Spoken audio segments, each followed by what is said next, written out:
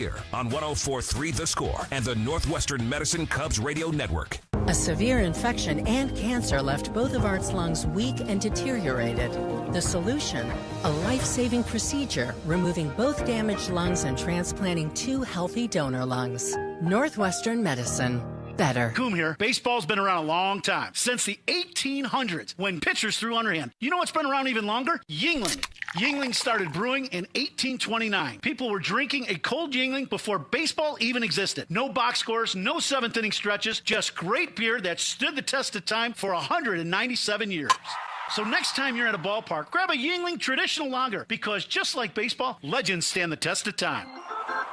Yuengling is proud to be the official beer of the Cubs Radio Network. D.G. Yuengling & Son, Pottsville, PA. Since 1962, Fitzgerald Equipment has kept businesses moving with forklifts, rentals, and expert service. Featuring heli forklifts built to go the distance. Visit FitzgeraldEquipment.com. Trusted equipment powered by heli. Fitzgerald Equipment. Material handling handled. Proud partner of Cubs Radio. This summer, the Honey Pepper Pimento Chicken Sandwich and Pineapple Dragon Fruit and Sprite are back at Chick-fil-A.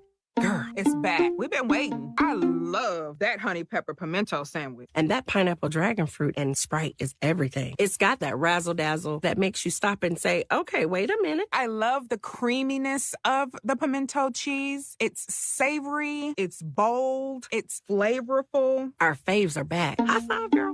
Which fan favorite will you choose? Real customers paid for their testimonials. Get in the zone, AutoZone. John always listens to his truck. So when his brakes start talking, he goes to AutoZone, where a helpful AutoZoner gets him the right parts.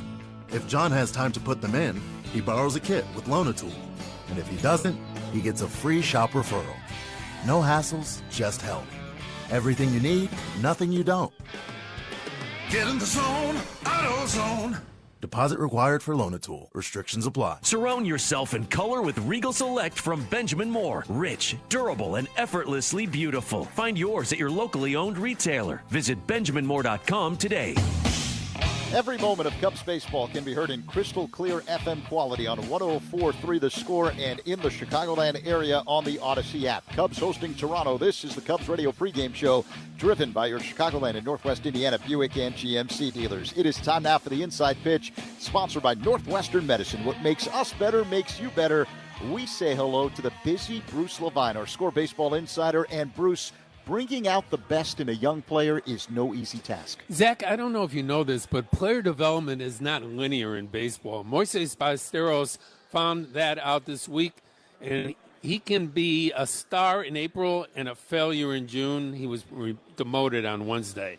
I asked Matt Shaw on the Scores Inside the Clubhouse how he handled being sent to the minors last year before an eventual recall. It was, less about proving myself and more about again, having some time to get back on track, get my swing in a better place.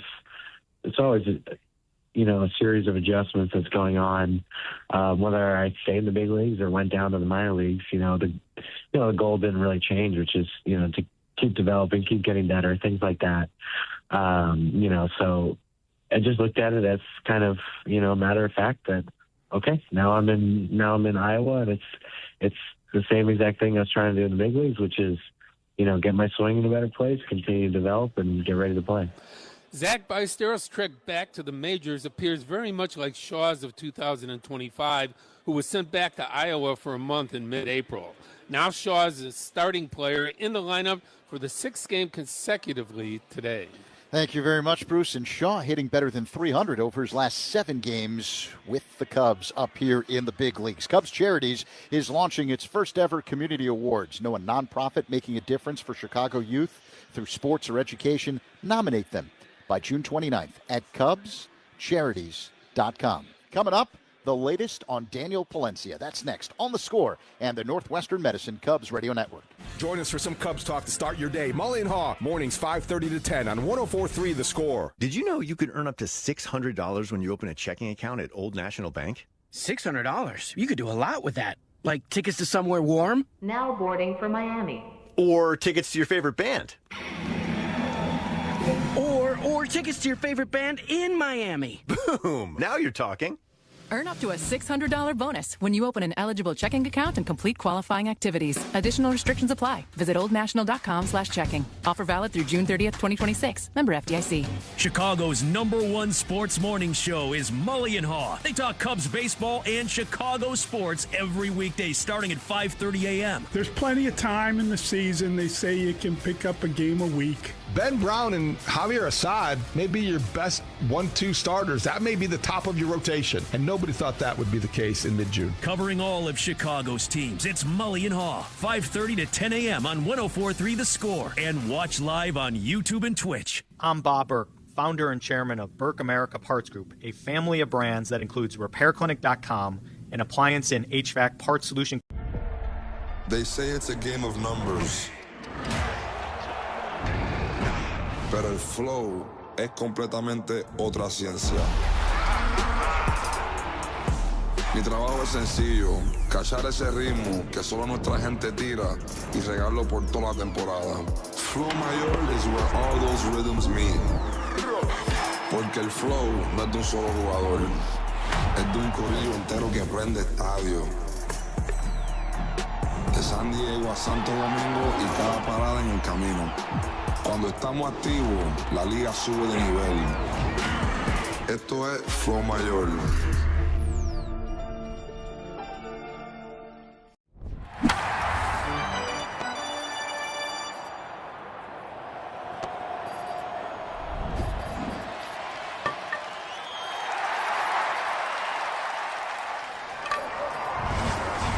GrandAppliance.com for full details. All Cubs triples and saves are sponsored by Northern Illinois Food Bank. Help close. They say it's a game of numbers. Pero el flow es completamente otra ciencia. Mi trabajo es sencillo, cachar ese ritmo que solo nuestra gente tira y regarlo por toda la temporada. Flow mayor is where all those rhythms meet. Porque el flow no es de un solo jugador, es de un corillo entero que prende estadio. 5 for 24 over his last 7, a 208 average with 1 home run. On the injury report, Cubs closer Daniel Palencia had an MRI that revealed a mild flexor strain, so that's better than a lot of the other stuff that it could have shown. Palencia won't throw for about a week. Coming up, the hitting coach, next on The Score and the Northwestern Medicine Cubs Radio Network. This is your home for every pitch of Cubs baseball on 104.3 The Score and the Cubs Radio Network. For 120 years, Sloan has led the way in innovation, water efficiency, and sustainability, a legacy that has extended to the friendly confines. As the official water efficiency partner of the Chicago Cubs, Sloan has supported fans with hygienic restroom products at Wrigley Field for over a century. Today, Sloan's bottle fillers provide Cub fans with clean drinking water while helping reduce plastic waste. This season, Sloan continues to redefine what smart restroom design looks like. Learn more at sloan.com and go Cubs go! In baseball, it's all about keeping your eye on the ball. And at Ziegler Subaru of Kenosha, it's about keeping things simple. No inflated prices, no games, just a relaxed, honest car buying experience. Get 0% for 48 months on a new 2026 Subaru Outback, plus a $750 welcome to summer rebate. Visit ZieglerSubaruKenosha.com today. Take the short drive north and discover why there's a lot to love at Ziegler Subaru of Kenosha. $2083 per $1,000 finance with $0 down to qualified buyers with approved credit on select models. Expires 6/30/26. At Consumers Credit Union, you're more than an account number. They put the focus on you. Partner with the people in your corner today at myconsumers.org. Federally insured by NCUA.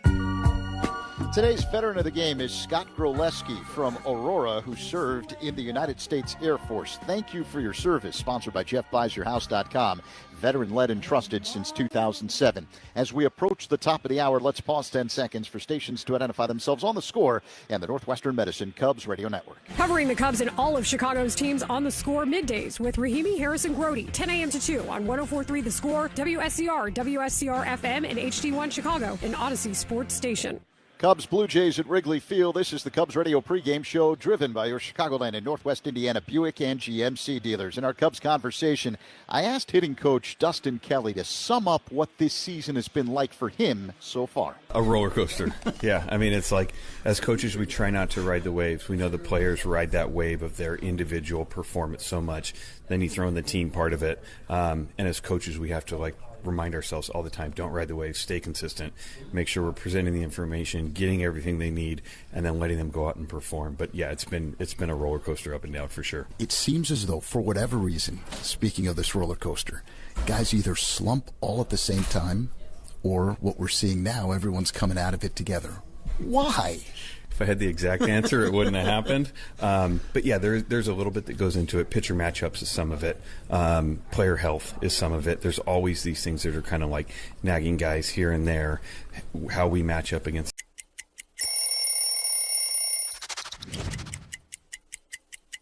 You know what happened in 2014. A World Series win for the San Francisco Giants. Look at how clean that is.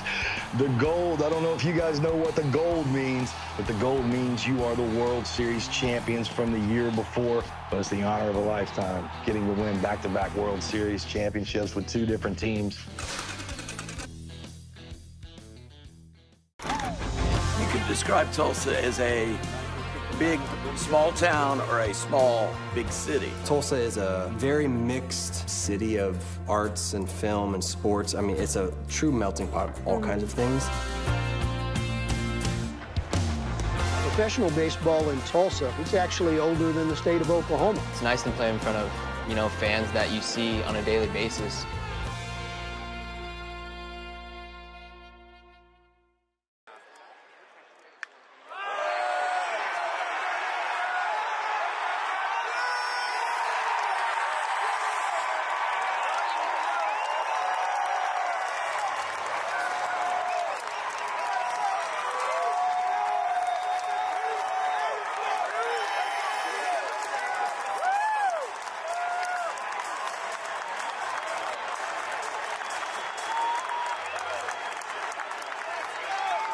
Puedes ser el dueño de grandes momentos del béisbol. MLB Auction te permite participar en la subasta de bates, bolas y jerseys autografiados, con artículos de tus equipos de grandes ligas favoritos, leyendas y jugadores. Visita auctions.mlb.com.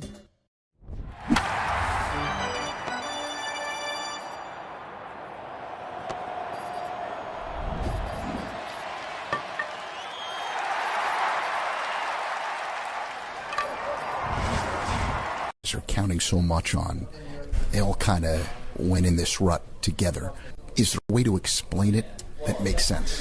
Yeah, I think probably the best way to explain it from what we saw is we saw so much right-on-right spin, right? And Suzuki was seeing a ton of breaking balls. Bregman was seeing a ton of breaking balls. Swanson was seeing a ton of breaking balls.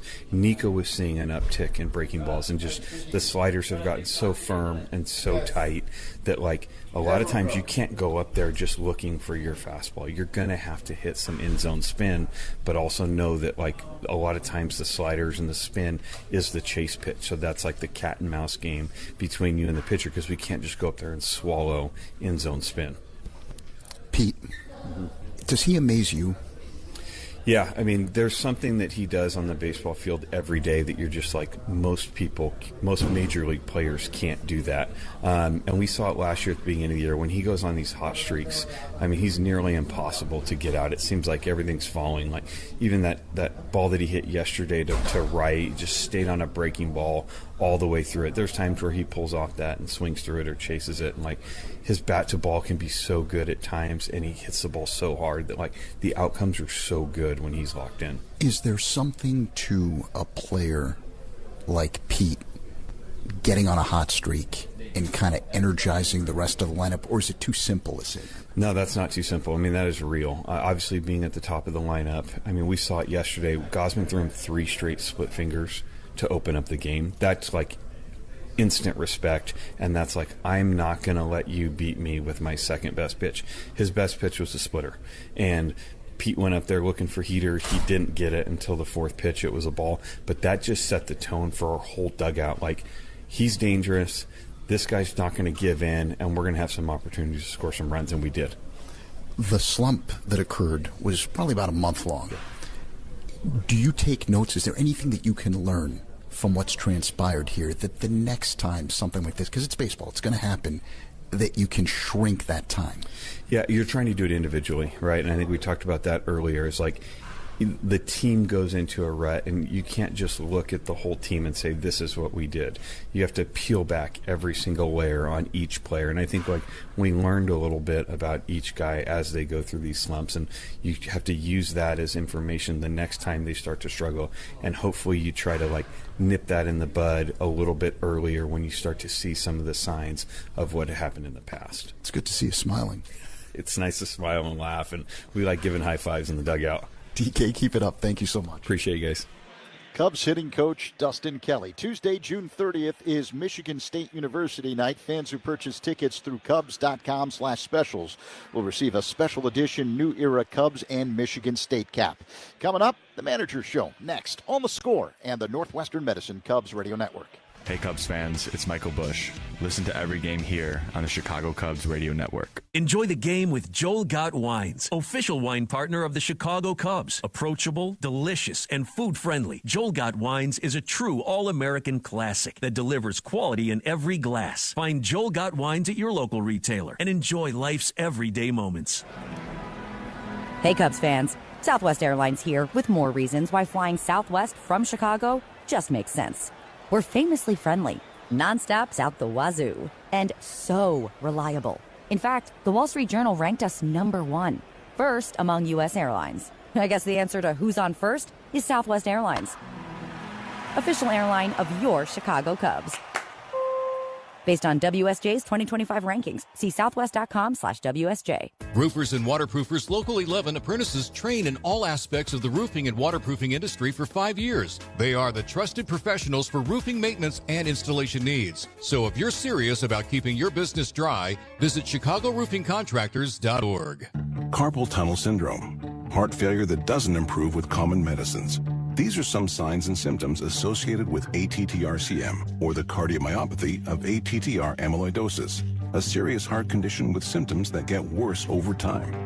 Amvuttra, vutrisiran, is a prescription medicine given by a healthcare provider that treats ATTR-CM in adults to reduce heart-related death, hospital stays, and urgent visits. In a clinical study, Amvuttra was proven to help people live longer and have fewer heart-related hospital stays and urgent visits over 3 years compared to placebo. Amvuttra lowers the amount of vitamin A in your blood, which can affect vision. Other side effects include pain in the arms or legs, pain in the joints, and shortness of breath. These are not all... All your favorite games from MLB Play are back. Bigger, bolder, and better than ever. Test your skills with daily puzzles like MLB Pickle, the Ultimate Mystery Player Challenge, and Immaculate Grip, where stats and strategy collide. Then in Spinball, build your roster, take on your friends, and compete for the weekly prize. Or be the first to beat the streak and hit your way to the $5.6 million jackpot. Plus, the all-new Daily Walk-Off. Lock in your players by category for the walk-off win. The game's official home for games is MLB Play. Only on the MLB app and MLB.com. Line drive down the right field line. That's going to drop and score 2. Keith is home. Green right behind him. Torque over to third. Throw to second. Not in time. Kevin McGonigal, first major league at bat, is a 2-run double, and the Tigers take a 3-0 lead in the first. Welcome to the big leagues, Kevin McGonigal. 6th pitch of the at bat. Down the right field line in the corner, off the top of the wall. Another extra base hit for McGonigal. Throw to second, not in time. First 2 major league at-bats, 2 doubles for Kevin McGonigal. How about Kevin McGonigal? Boy, showing how quick he is on those inside pitches. He's already at 60 in the third. Works the count even. Cues it off the end of the bat. That's going to be a tough play for Bogarts, and not in time. I don't know if it's surprised is the right word, because McGonigal runs well, but he gets down that line really quick. A youngster from New York and well represented in the stands tonight. Oh, if he gets a base hit here, it'll be first hit in the big leagues. And look at this, a extra base hit. First major league base hit for Ramirez, and he thinks it's a home run. Look at this. He thinks it's a home run. He thinks the ball went out, and he is going to take a ribbing for that. Flavor explosion of sweet cherry, zesty lime. The Cubs leadoff man is Pete Armstrong as he steps in. Pete's been on base now in 18 straight games. He deep to center field, carried back at the warning track, and it is gone. Pete Crow Armstrong, a long home run. Cubs lead 1-0. Just to the right of dead center. It's a good night to hit. Yeah, and that one was in the middle, and Pete didn't miss it. Hit it about halfway up the bleachers, just to the right of the 400-foot marker. Long home run, and the Cubs take the lead. They say it's a game of numbers, pero el flow es completamente otra ciencia. At bradley.edu. I've tried everything to stand out at work. Donuts, a company coffee blend, even dressed as the company mascot for Halloween. There's an easier way, a ComEd facility assessment. Their engineer gave my company free insights and actions that saved us $732,000 on energy. Easy, right? Learn how ComEd can help you save at ComEd.com/facility assessment. ComEd, powering lives. Savings will vary based on customers' usage and rate. This is the story of the one. As a maintenance engineer at a beverage manufacturing plant, he starts his day knowing every line is ready to run because Grainger delivers the industrial-grade products he needs to keep mixers, conveyors, and packaging equipment moving. With Grainger's vast selection of bearings, belts, and motors, he keeps operations running smoothly, so nothing grinds to a halt. Call 1-800-GRAINGER, click Grainger.com, or just stop by. Grainger, for the ones who get it done. Surround yourself in color with Regal Select from Benjamin Moore. Rich, durable, and effortlessly beautiful. Find yours at your locally owned retailer. Visit BenjaminMoore.com today. Cubs hosting Toronto. Who are you banking on? Is sponsored by Busey Bank. Building business, growing wealth since 1868. I'm banking on... Ground ball towards second. Once more from Marte. Sliding grab. What a play. Hernandez is going back at the wall, and he made the catch. Jackson Merrill back at the wall. He leaps and makes the catch. Merrill robs a home run. That is stroked to left field. Newbar dives. He makes the catch. Austin Martin sprawling out with another spectacular catch. Converging are Pete Crow Armstrong and Ian Happ. Pete makes the sliding catch. Tucker will pick it up. They're going to send a runner. Throw to the plate. Tucker, what a tie. Rolled to third. That's a fair baseball. It's Keith making the play.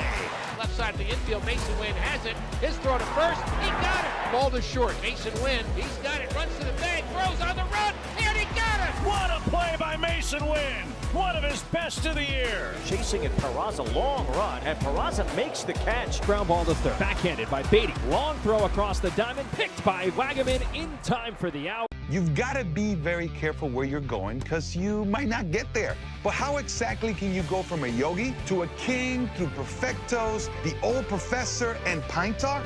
Find out on Hall of Fame Connections.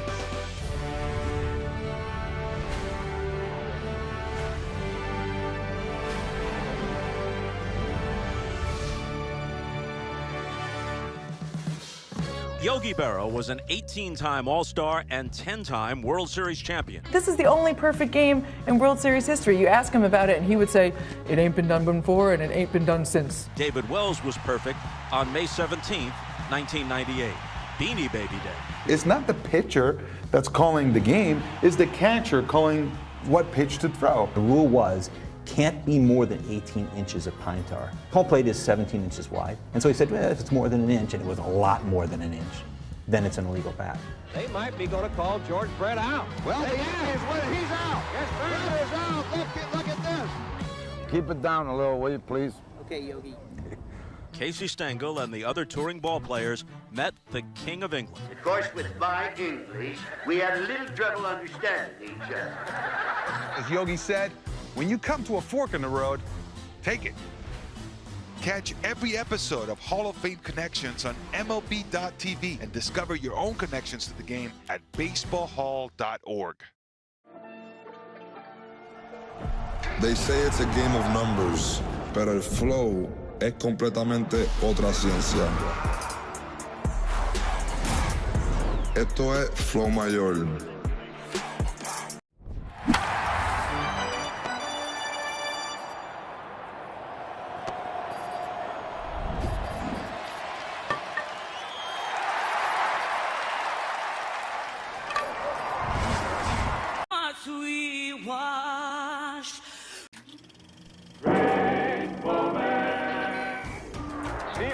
Pitching. Oh, there's the volley floater, and it falls back. And listen to the crowd. And he says, all right, maybe I'll do it again. Yeah, here it is. Look at it. And he fouled it again. And Michael takes the catch. And Tony Hawk throws his hands in the air. And listen to this crowd go wild. Puede ser el dueño de gran...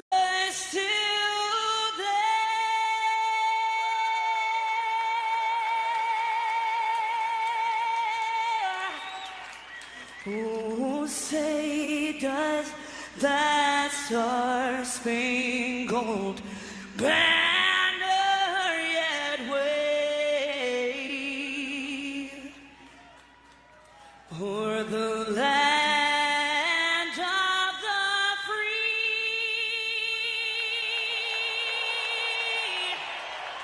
and the home of the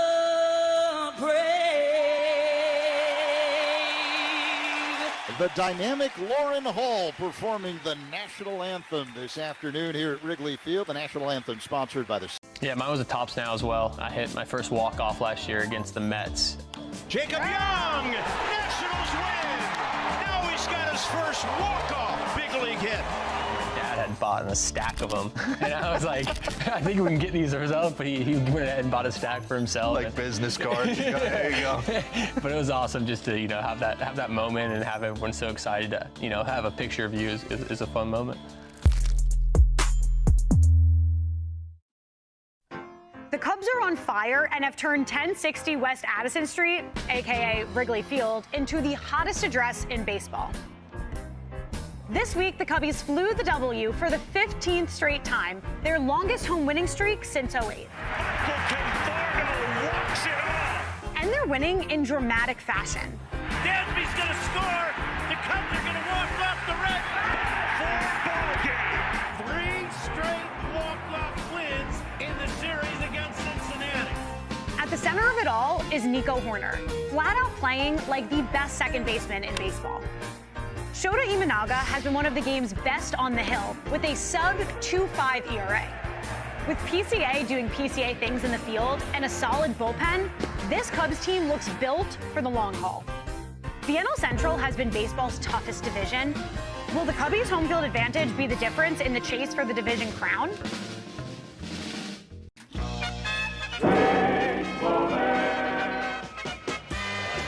Breaking ball, grounder. Marshall lets Jeffries get it, toss the cone, he tags the bag. And they say safe. Watch the runner, he's not watching the runner. The runner scores. And Cone's still arguing. Here comes the second runner. The second runner scores. I don't believe I just saw that. I don't believe it.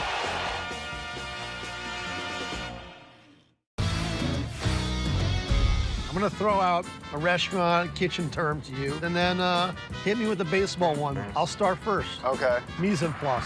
Oh, mise en place. That is, as the chef, you put all your different ingredients out, kind of before you start cooking, right? You got it, man. Yeah. That's the most important That's a tough one. I hear this one a lot because of my name, can of corn. Easy fly ball.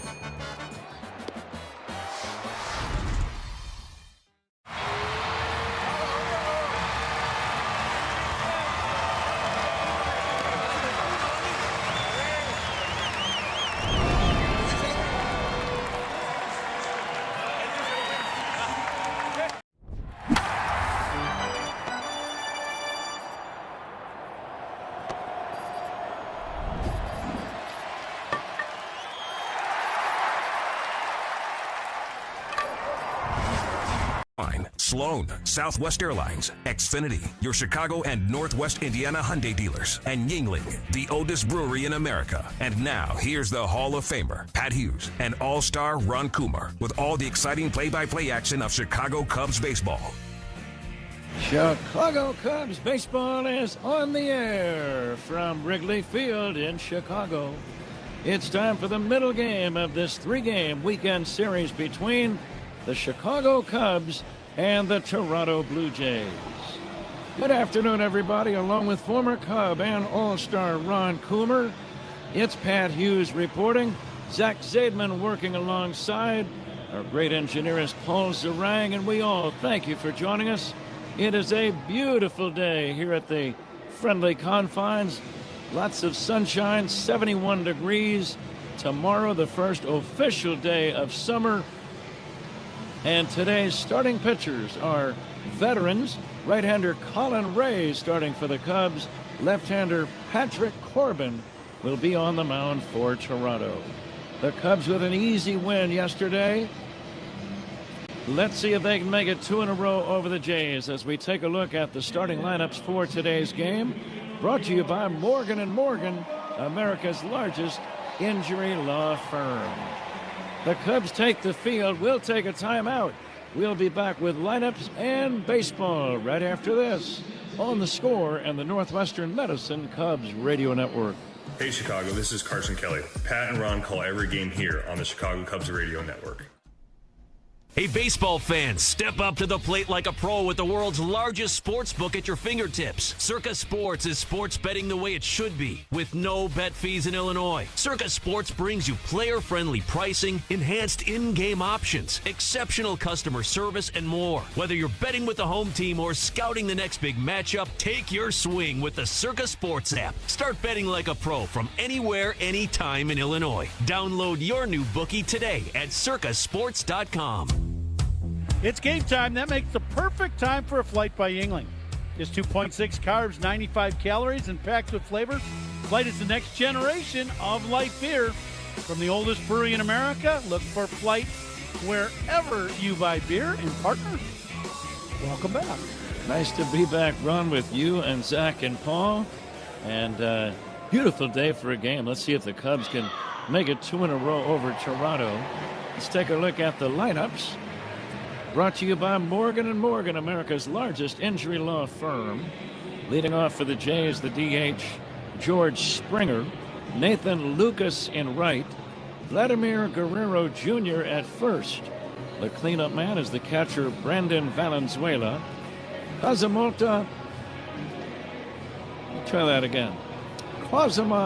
Okamoto is batting fifth and playing third base. Dalton Varsho in center. Davis Schneider batting seventh and playing second base. Andres Jimenez at short. Miles Straw batting ninth for Toronto and playing left field. We are ready for baseball.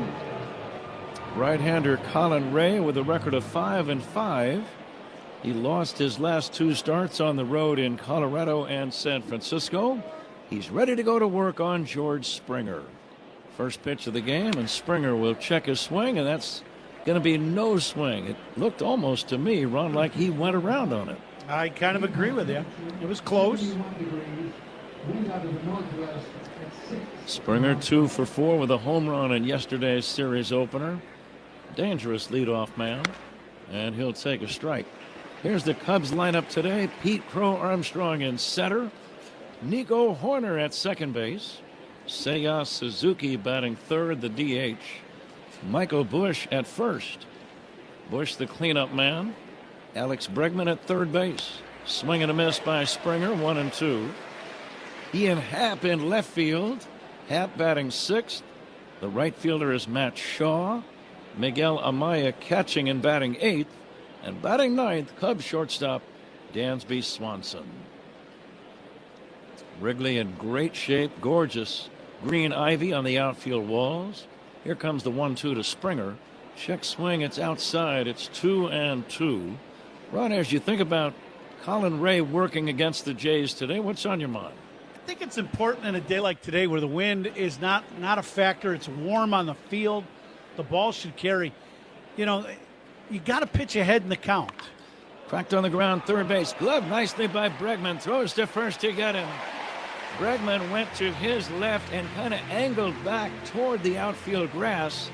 Made the play run about as well as you can make that play. This ball's hit sharply, and he gets probably a step and a half and has to reach. And really, he almost caught that ball behind him.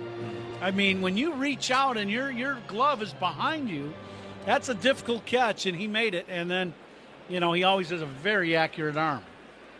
One away, Springer retired. Here's Nathan Lucas, left-handed batting right fielder, taking a strike.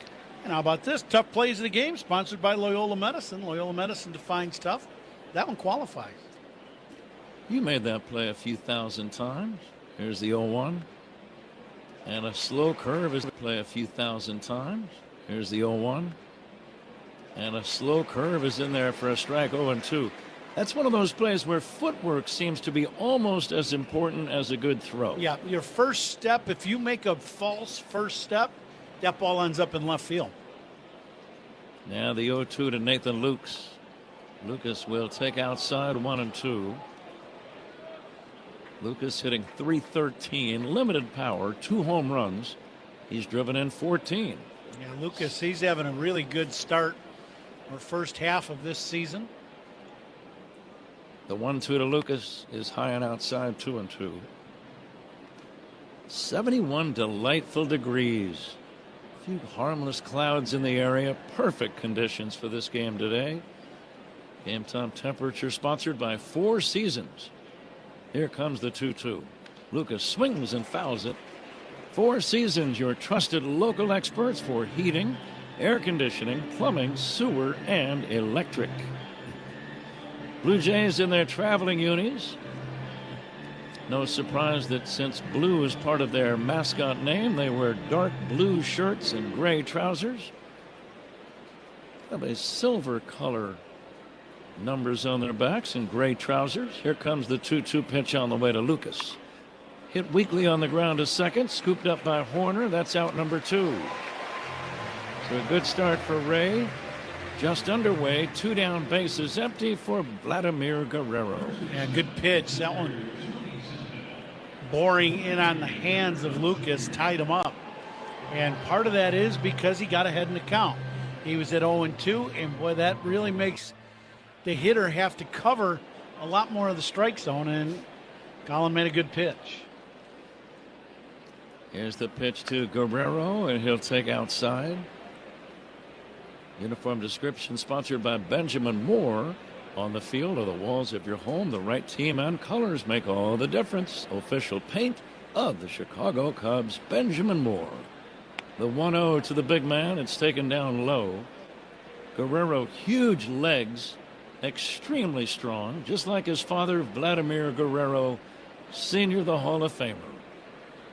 Saw him play many games. What a talent he was. Here's the pitch outside. He was a good defensive player. He had a great throwing arm. He had power. He could hit for average. No surprise he's in Cooperstown to me, Ron. None at all. I played against him for many, many years, and you know, one of the best bat to ball hitters. This skilled, no matter where the pitch was, he could get the barrel on the baseball and hit a ball out of the ballpark from line to line. And he just always seemed like a solid baseball citizen. Yeah, he was a great player, great guy. Here comes the 3-1 to Guerrero. Swing and a miss, 3-2. He fooled him on a breaking ball. That was a good pitch on 3-1. What do you like on the payoff that one, pitch? he kind of crossfired him with that pitch, and Guerrero was looking in, and it ended up going away. I would stay away from him again. There's a high fly ball, deep right center. It is playable for Pete Crow Armstrong. He's got it. It's a 1-2-3 inning for Colin Ray. We go to the bottom of the first. No score. This is The Score and the Northwestern Medicine Cubs Radio Network. Hey, Cubs fans. It's Pete Crow Armstrong. Listen to every game here on the Chicago Cubs Radio Network. What if you could have the most reliable fiber? Guess who that is? Roger McDowell. Check him out. He has his uniform on upside down with the shoes on the hand, and it looks like he's walking on his hands. Has his cap hanging down. That's supposed to be his head. Well, the Mets really trying to turn it around. They do, however, trail in this ball game 4-0. I love that.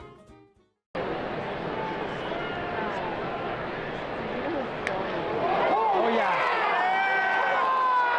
Yes! Yeah, baby! What a bomb! What a bomb! Yes, sir! What a hit. Flushed it into the parking lot. Woo! Here's Ross. Puedes ser el dueño de grandes momentos del béisbol. MLB Auction te permite participar en la subasta de bates, bolas y jerseys autografiados, con artículos de tus equipos de grandes ligas favoritos, leyendas y jugadores. Visita auctions.mlb.com.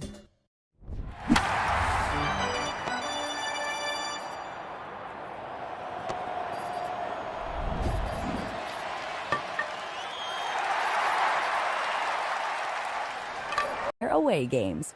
Hint, hint.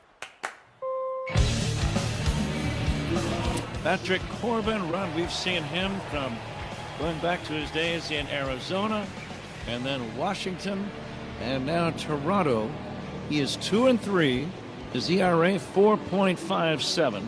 Pete Crow Armstrong to lead it off. And we'll get your scouting report on Patrick Corbin here as we move along in this first inning. Pete Crow Armstrong had a big day yesterday, 3 hits and 2 walks, and he'll take a strike right here. Cubs leadoff man brought to you by Benny's Beverage Depot. If Pete Crow Armstrong gets a base hit, Benny's Beverage Depot donates $200 to service dog charities. Curveball outside. If you can't find it at Benny's, it's probably not worth drinking. 1-1 on PCA, no score, bottom of the first. Swing and a miss. Ron, what's the plan against Corbin? Well, you're gonna have to hit different speeds. Almost every other pitch is going to be something different. He's got all the pitches back and forth, in and out, up and down. But really, to me, 2 things. One, you've got to see the ball out of his hand and react to what you see, not the motion. Swing and a miss. He got him on a curveball. Slow curveball. And that's the thing. He's gonna throw some slow curveballs. He's gonna throw a harder one. He's gonna cut the ball, and occasionally he'll throw you a fastball. But the fastball, probably not many for strikes that are hittable. So to me, I would make him get the ball up in the zone, and I would really take a good look at the pitches before I commit it.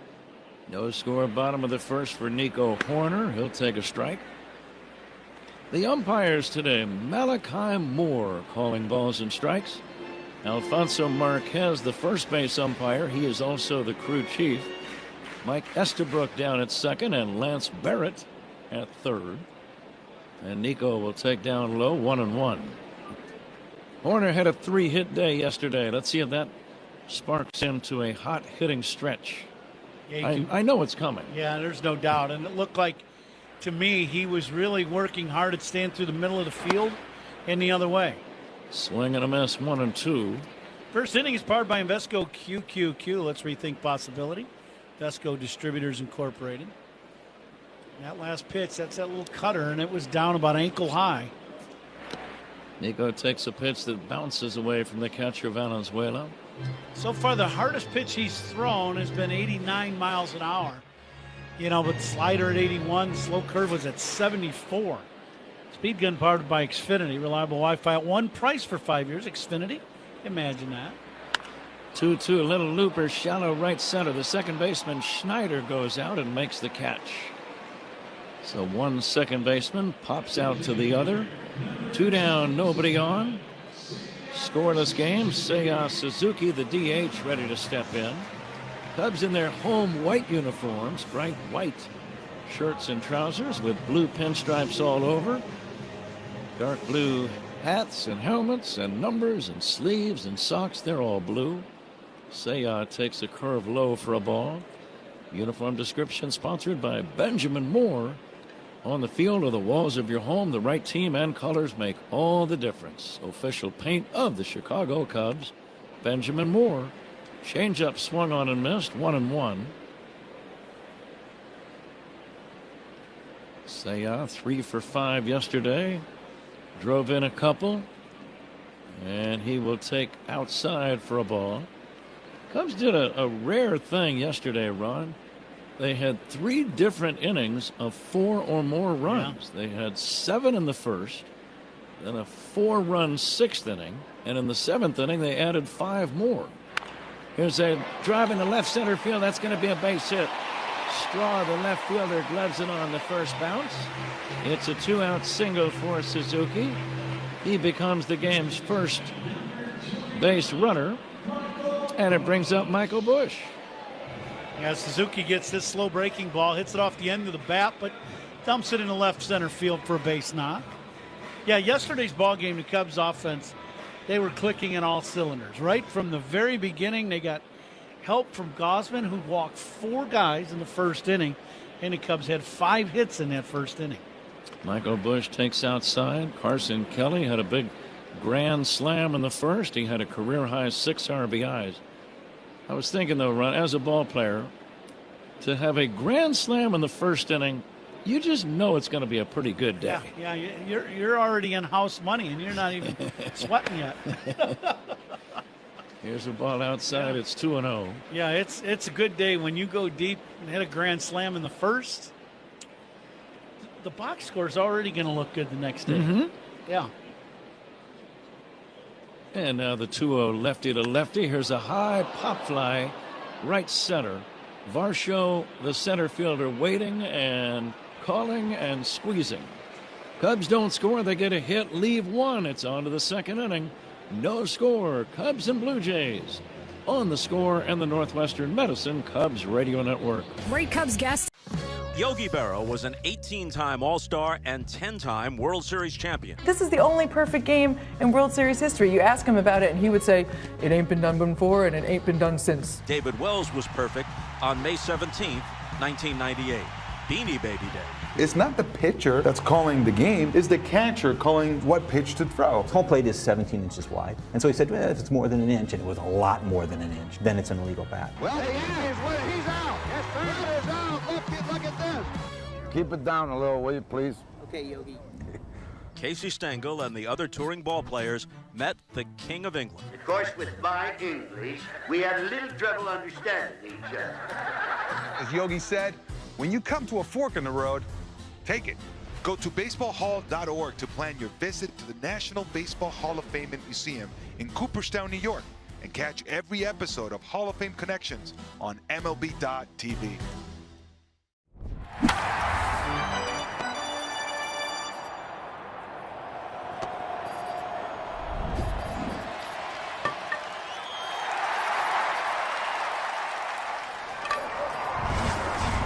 Sparkling. That's why she counts on Grainger. With easy reordering online and 24/7 support, Grainger helps her keep the products she needs on hand. So shelves stay stocked and buildings stay ready. Call 1-800-GRAINGER, click Grainger.com, or just stop by. Grainger, for the ones who get it done. Who's on first? Southwest Airlines, ranked first among U.S. airlines by the Wall Street Journal. Based on WSJ's 2025 rankings, see southwest.com/WSJ. Top 2 at Wrigley Field. Cubs and Blue Jays are scoreless. The second inning is brought to you by Sea Glass Wines, official partner of the Cubs, bringing the California coast to you wherever you are. Pat? Okay, Zach will be along in the 5th inning to work with Ron.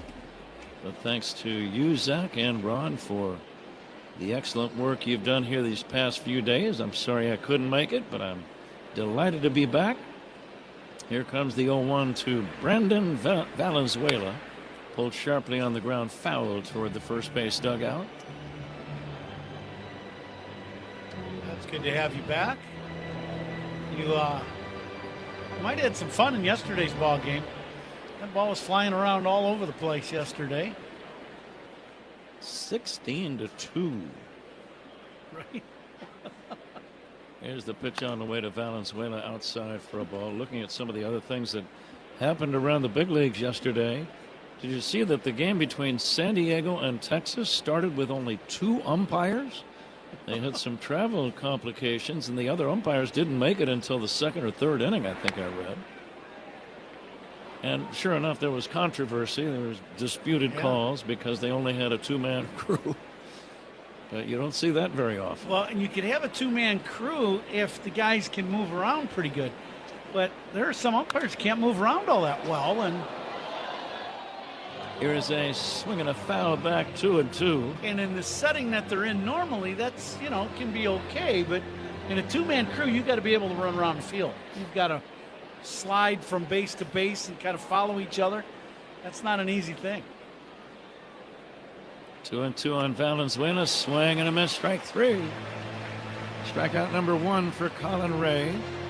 He has set down the first 4 Blue Jays. No score, second inning. And the batter now is Kazuma Okamoto. Good pitch by Ray, a little slow breaking ball to get the punch out. Strikeouts brought to you by Chicago and Northwest Indiana Hyundai dealers. Okamoto with 15 home runs. He'll take a strike. His average at 228. He was 0 for 3 yesterday. Kazuma waiting. The pitch.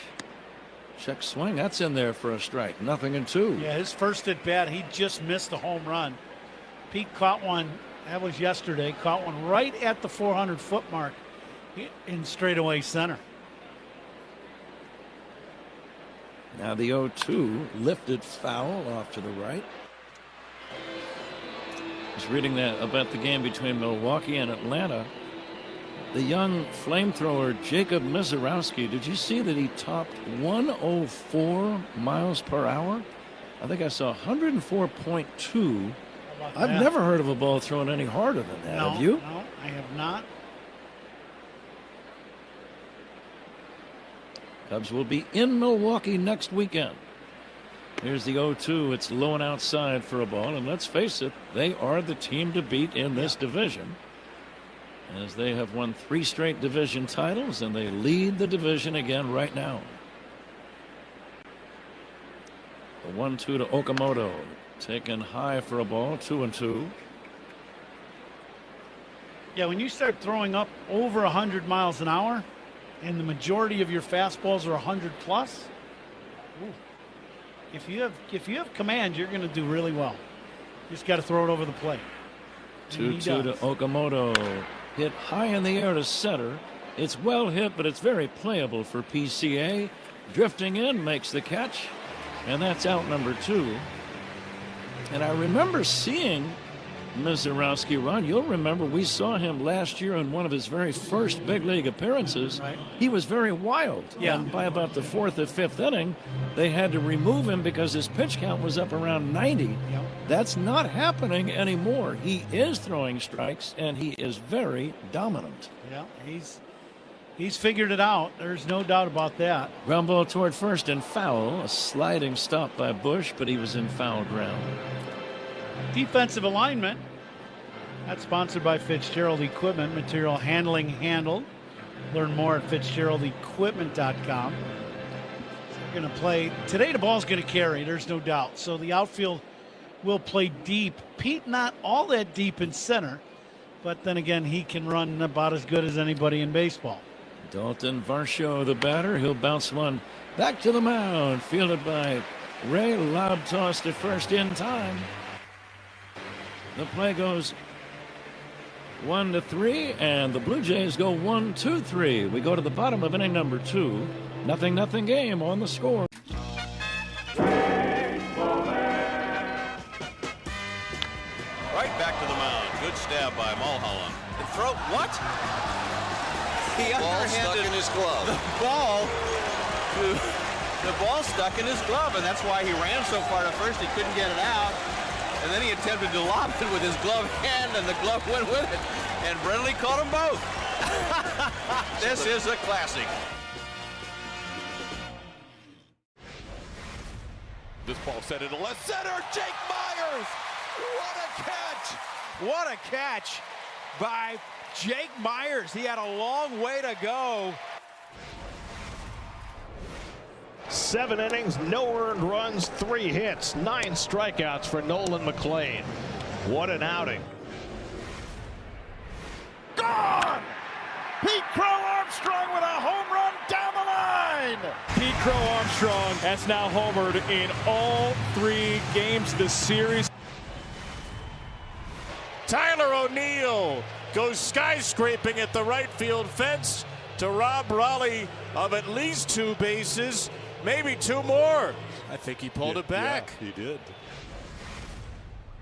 Take strike 3. A new career high. 12 strikeouts for Kyle Bradish. One of the great performances we've seen this season by an Orioles pitcher.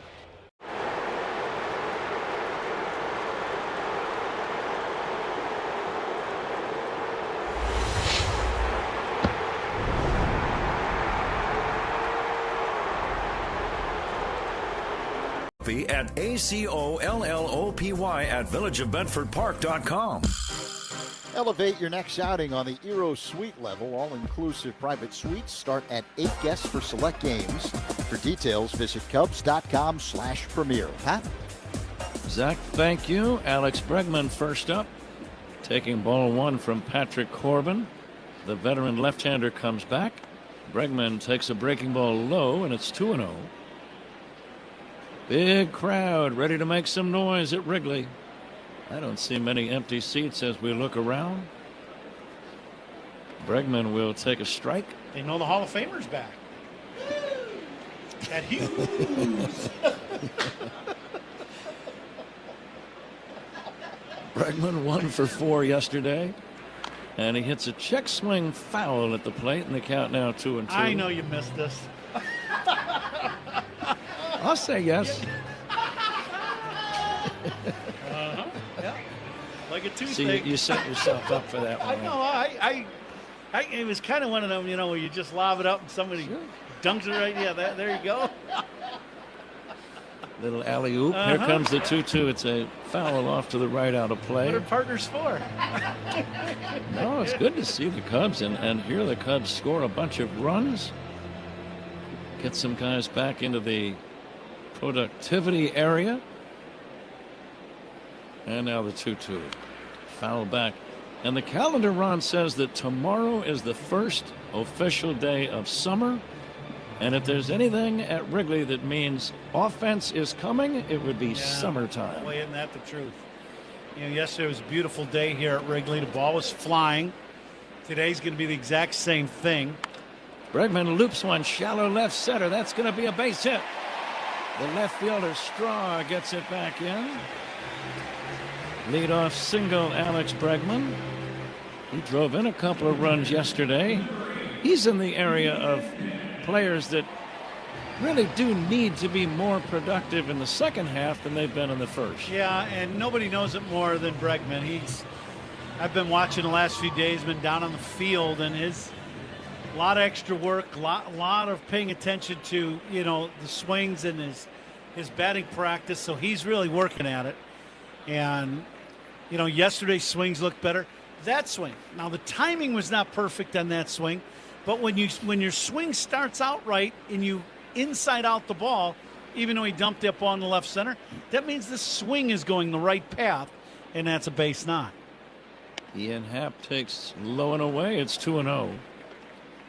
A lot of off-speed stuff from Corbin so far, Ron. You're going to see he's going to throw you an occasional fastball to try to surprise you in the zone, or throw it around the edges of the strike zone to set up the breaking stuff and the changeup. 2-0 to Happ. Drilled into left field, a base hit. Stopping at second is Bregman. Interesting to me, Ron, that Okamoto, the third baseman, was playing almost even with the bag instead of playing back a little deeper. Why would he have been doing that? It's just bad placement on the field. I don't have an answer. There's no way Ian Happ is going to be bunting. None at all. And you're just playing out of position. He needs to be 20 feet farther back. And it's the same thing now. The Cubs have 2 men on, nobody out, Shaw at the plate with a soft throwing lefty on the mound, and he's playing in. He's inside the baseline. That's out of position to me. Matt Shaw will take a strike. The corner infielders both playing, shallow for Toronto. They're playing for bunt, and there's no way Shaw's going to bunt. For one thing, you've got the number 8 and 9 hitters behind him. Shaw nothing for 5 yesterday, and he'll take a ball. Now, even if you thought Shaw might drag bunt even for a hit to try to just get on, and the third baseman wanted to play a little bit in, there's no reason for Guerrero to be playing that far in. None whatsoever. No score, second inning, first and second for the Cubs. The pitch to Shaw, swing and a miss. And the count now 1-2. That was 92 mph. That's about as hard as you'll see a pitch from this guy. Yeah, that's his best fastball of the day. And that one surprised Shaw. He threw it past him because you've got off speed in the back of your mind. And the pitch to Shaw. Looped foul off to the right out of play. Cubs have been getting some clutch hits of late, piling up some good offensive numbers. See if they can do it again today. Corbin used to be a very hard thrower when he was a younger left-handed starter. Here's the 1-2. Fouled away, a late swing on a pretty good fastball.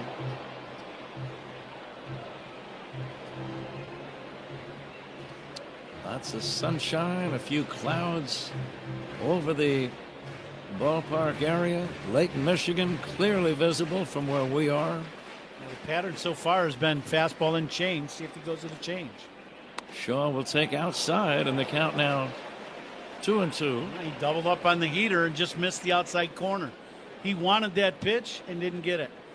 And if they would have challenged that, it would have been a strike. It had all of the plate, but they were set up inside, and the pitch was on the outside corner. 2 on with nobody out. The 2-2. Low and outside. 3-2. He should get something to hit here, wouldn't you think? Yeah, I would bet, though, it would not surprise me at all if he gets a changeup here on 3-2. In or out of the zone? In the zone. I would say in the zone with 2 men on and nobody out. Corbin ready in the 3-2 pitch. Swinging a high fly ball. Deep left field. This ball's got a chance. Gone.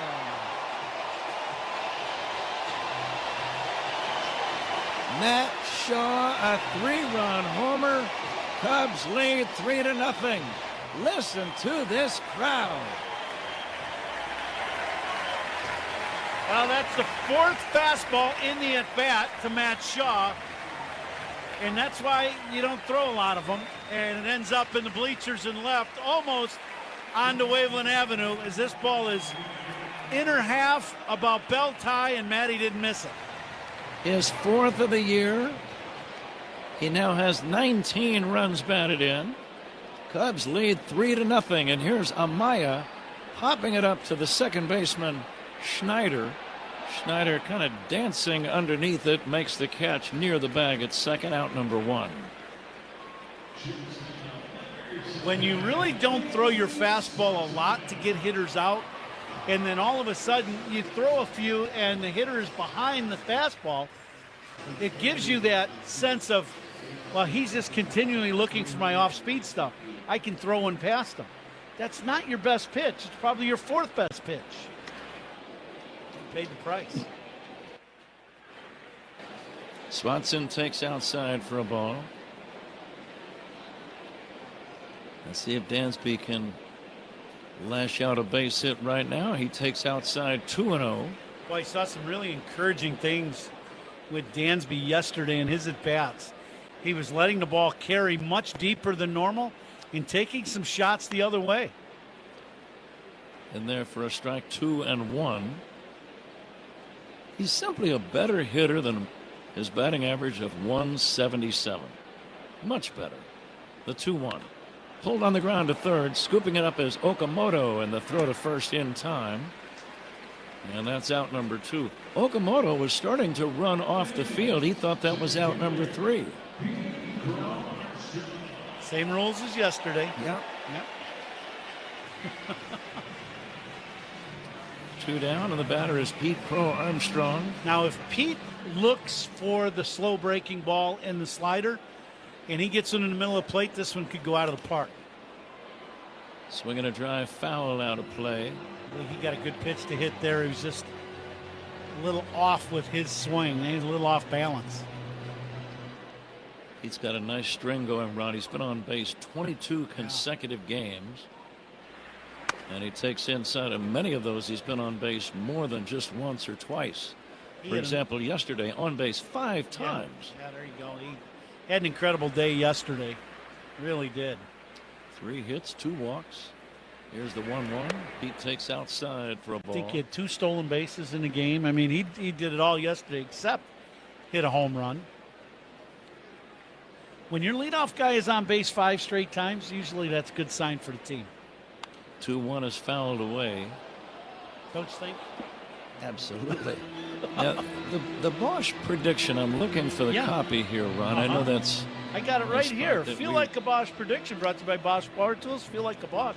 Are you feeling Boschish today? I am, and oh my! I haven't really heard that form of the word. Yeah, we like to mix things up here a little bit. I've noticed. Here's the pitch low and outside to Pete Crow Armstrong. It's 3-2. Well, I am feeling Boschish, though. I really am. Yeah. So- See, the Chicago public school system's rubbing off on you, too. 3-2 pitch, and that's strike 3 called. Fastball. Pete mad at himself for not being ready for that pitch. Cubs get 3 on the home run by Matt Shaw. We go to the third. Cubs 3, Blue Jays nothing. This is the score on the Northwestern Medicine Cubs Radio Network. Cubs talk on your ride home. Spiegel and Home. The captain, Derek Sanderson Jeter, is one of the winningest players in Major League history. He was wearing these very batting gloves when he notched one of those most memorable hits, the 3,000th of his career. Are we supposed to spit in Not them a like problem. they do the batting gloves? No spitting. This is a non-spitting museum. He's just the second player in history whose 3,000th hit was a home run. The first was a former teammate from the Yankees' 1996 World Series championship team. But before he began his Cooperstown-bound career, Bonds would cross paths with another future Hall of Famer. September 6, 1995, the Iron Man played his 2,000th 131st consecutive game, surpassing the unbreakable record of the Iron Horse. Now that's how you pass the torch. Go to baseballhall.org to plan your visit to the National Baseball Hall of Fame and Museum in Cooperstown, New York, and catch every episode of Hall of Fame Connections on MLB.tv.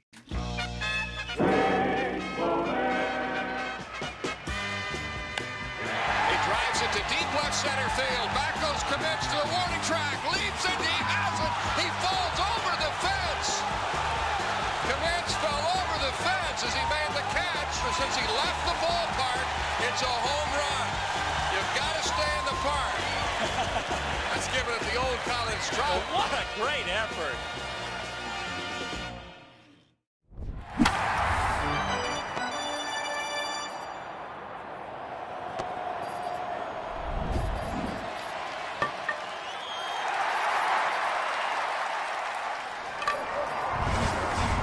Cubs leading the Blue Jays 3-0 here at Wrigley Field, where it's partly cloudy and 72 degrees. Time and temperature sponsored by Circa Sports. Sports betting the way it should be with no bet fees. Pat? Davis Schneider, second baseman, left-handed batter, bespectacled left-handed batter. Now he's a right-handed batter. Here's the 0-1 pitch, and it's in there for strike. 1 ball and 1 strike on Schneider. I was looking at his glasses on the picture on the board, and never mind, it's a long story. Got it. The Cubs are going to challenge that call, and it was indeed a strike. Yeah. Ball strike challenge sponsored by Northwestern Medicine. And speaking of, we have the Loyola Medicine Group here in our booth right now. So Fly ball left center, playable for Pete Crow Armstrong, drifting back near the track, and he's got it. But Ron, I was going to make a prediction about Pete Crow Armstrong. He hit for the cycle earlier this week in a game against Colorado. I think that he's going to hit for many cycles in his career. It's going to be hard to put an exact number on something like that. It's a very unusual thing, but he's got what it takes. He's got the speed, which you need for a triple. He's got the power for home runs. And he's just a good hitter, and he's a great athlete, and those are all the things you need to hit cycles. I would agree. I think he's going to hit as many cycles as long as he's an active player as anybody else in the game. Any thoughts? I think you gave this Bosching thing a lot of thought. I did, and I wanted you to get your money's worth for your Bosch. You hear that, fans? We can.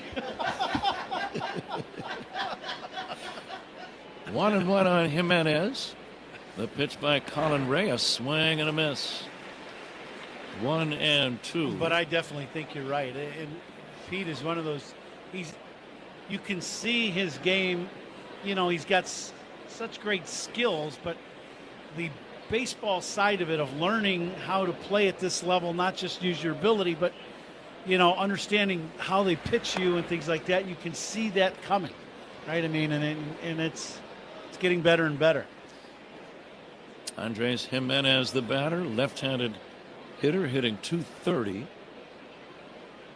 Cubs lead 3-0 here in the third. The 2-2 pitch, swing and a miss, strike three.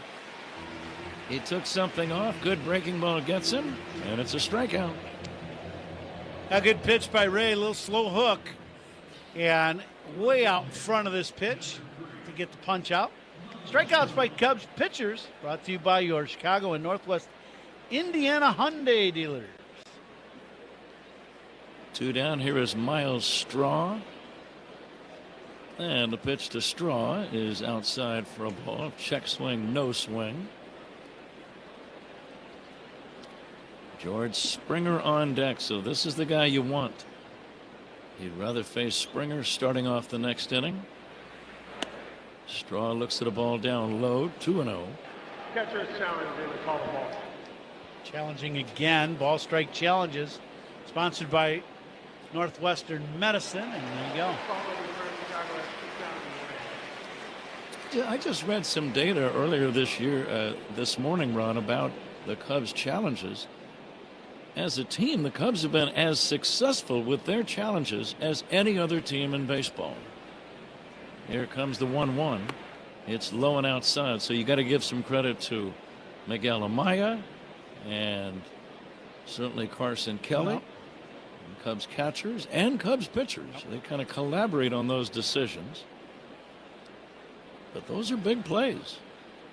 Here comes the 1-1. Fly ball to right toward the line is Shaw with room. He's there. He's got it. 3 up, 3 down. Ray with 3 perfect innings in the book. We go to the bottom of the third. Cubs 3, Toronto nothing on the score, and the North. I'm helping these kids be the best versions of themselves, and I'm also representing like where I came from. And then the Zilla team, I was working with a creative guy that was with Nike. I work with my best friend who manages this team with me, and we kind of just like put together like what we think would look cool. We went like Godzilla theme. You kind of get to help them grow up into a young man and help them just make the right steps forward. And that's really why I started it, to have impact. The people are welcoming, they're loving, they're caring. So if you're looking for a familial feel, definitely Asheville. It's Asheville. That's all you got to say. Yeah. They're excited to be back and back on their feet, so it's been awesome to see the rebuild. Winning or losing, like everybody's there having a good time rooting us on. So I've always enjoyed that the whole year. You play here at the tourist park and you feel like you're back in the old days playing real baseball. Nestled right into the mountains there. That's right on a cliff.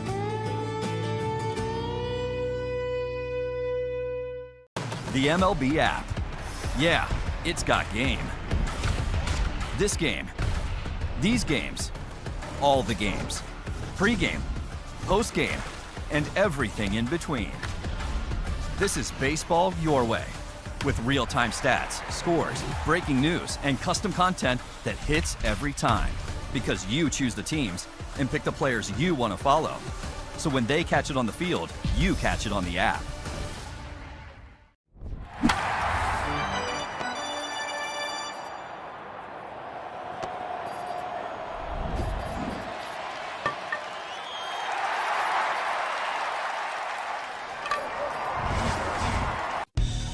Nico Horner's on deck for the Cubs. Who's on Deck is sponsored by TimberTech Decking and Railing. Everything wood should be. Visit timbertech.com. Pat?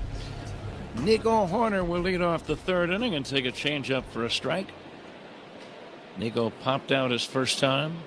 Seiya Suzuki on deck, and then Michael Busch against Patrick Corbin. Cubs got their runs in the second. Singles by Bregman and Happ, and a 3-run homer by Matt Shaw. Nico takes a strike, 0-2. Day game tomorrow, final game of this series. Cubs will then play 4 games in New York against the Mets. Off-speed pitch down low for a ball. Mets have played much better of late. Cubs swept the Mets here at Wrigley early in the season as part of one of their 10-game winning streaks. But they've played much better since. The 1-2 pulled on the ground, foul toward third. Get you a station ID here soon. Sometime between now and, say, the 6th inning. awesome. 1 ball and 2 strikes. And the pitch on the way to Nico. Swinging a foul back. 10 for ID right here. This is The Score and the Northwestern Medicine Cubs Radio Network. Covering the Cubs and all of Chicago's teams, Spiegel and Holmes, afternoons 2 to 6 on 104.3 The Score, and Odyssey Sports Station, WSCR, WSCR FM, and HD1 Chicago. Horner takes a changeup low. I was looking at the pitch counts of all of the starts of Corbin. 85 pitches is about the outer region of his workload, as he misses outside 3-2. So you figure here he is facing Horner leading off the 3rd inning. And he is already at 52 pitches. Here's the 3-2.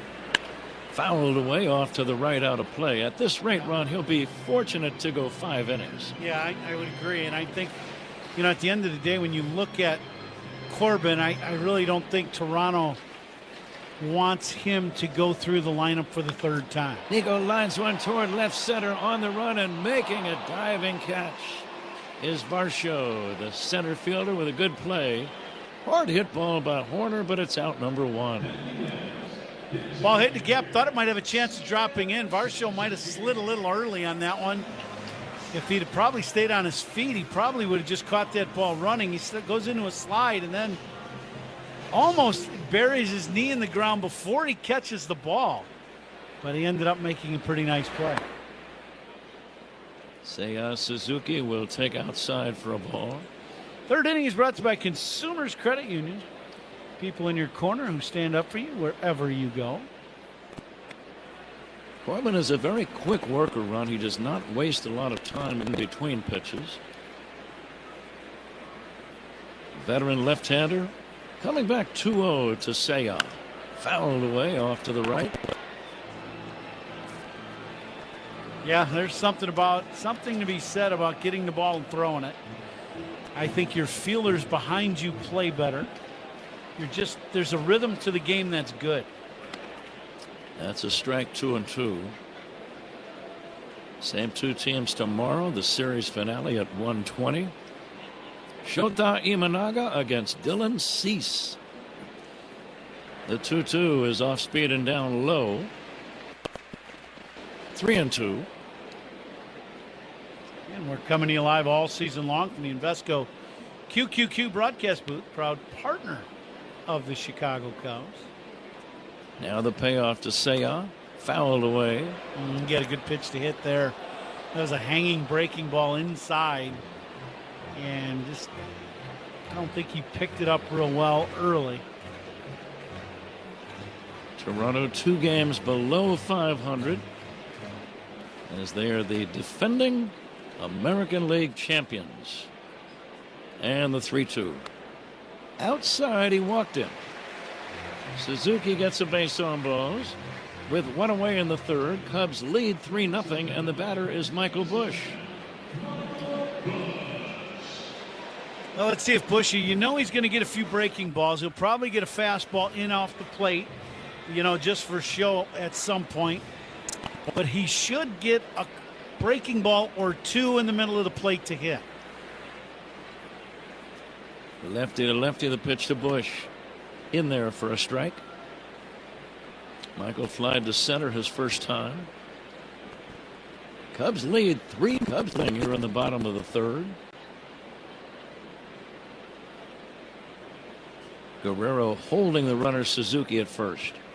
Busch checks and takes low for a ball. Cubs are very patient against him, Ron. Well, you have to be. He is going to pitch all around the edges of the zone until you force him to come into the zone.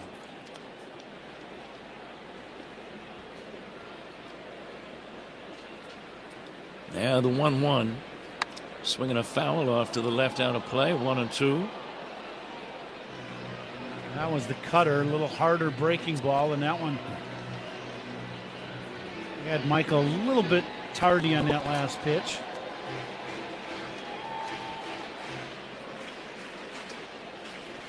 Short lead at first by Suzuki, and the 1-2 from Corbin, and Busch checks and takes outside. No swing.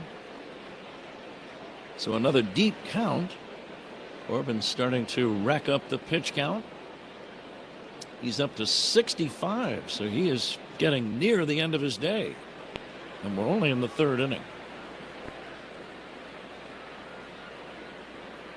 And now the 2-2. Bush takes way inside near the knuckles. Yep, there's that fastball we were talking about, finally inside after a bunch of off-speed pitches away. Let's see if Suzuki is moving on this 3-2 pitch. He's got a short lead. And the pitch on the way. Drilled toward right center, a base hit. Suzuki had to hold up and will advance only to second as the throw comes in from Varsho.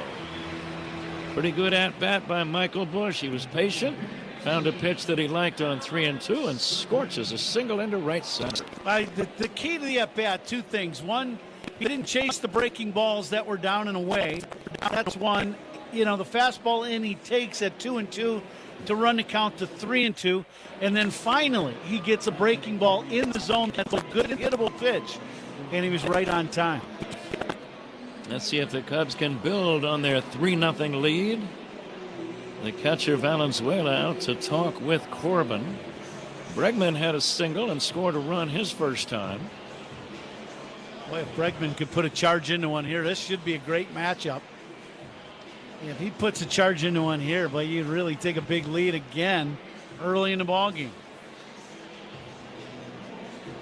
Looking at the flags, and there is both an American flag and a Canadian flag above the scoreboard out in center field. Nice touch. Bregman waits for Corbin. First pitch low and inside, ball one. I will say this, the flags have totally changed direction from the start of the ballgame. They were blowing out towards right center when Zach and I were doing the pregame show, and now they're blowing out towards left center. Now they're not blowing very hard, so it's not really going to be much of a factor. The pitch to Bregman, swinging a high pop-up. This is playable, the infield fly rule in effect, and the first baseman Guerrero comes down and makes a running catch. He was battling the sun and the wind, and his teammate Valenzuela, the catcher, also was kind of in the area. One of the more difficult plays you'll ever see on an infield fly rule. Yeah, I'm looking around at the umpires and my monitor, and I think the only umpire that called infield fly rule was the first base umpire, Alfonso Marquez. He pointed up. The rest of them, the home plate umpire went safe like he was not going to call it. And I think it would have been an infield fly rule even if the ball was not caught. 2 down, it's up to Ian Happ. Last of the third, Cubs lead 3-0. Happ batting right-handed, had a single and a run scored his first time. The pitch to Ian. In there for a strike.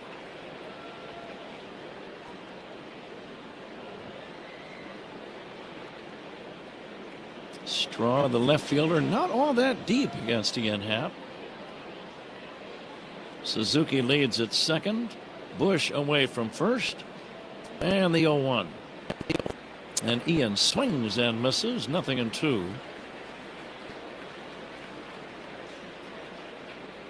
was a pretty good changeup, good location. Had Ian well out in front.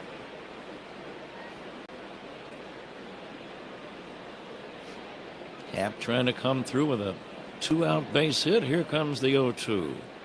Ian takes low for a ball. 1-2. A lot of nibbling by Patrick Corbin these days.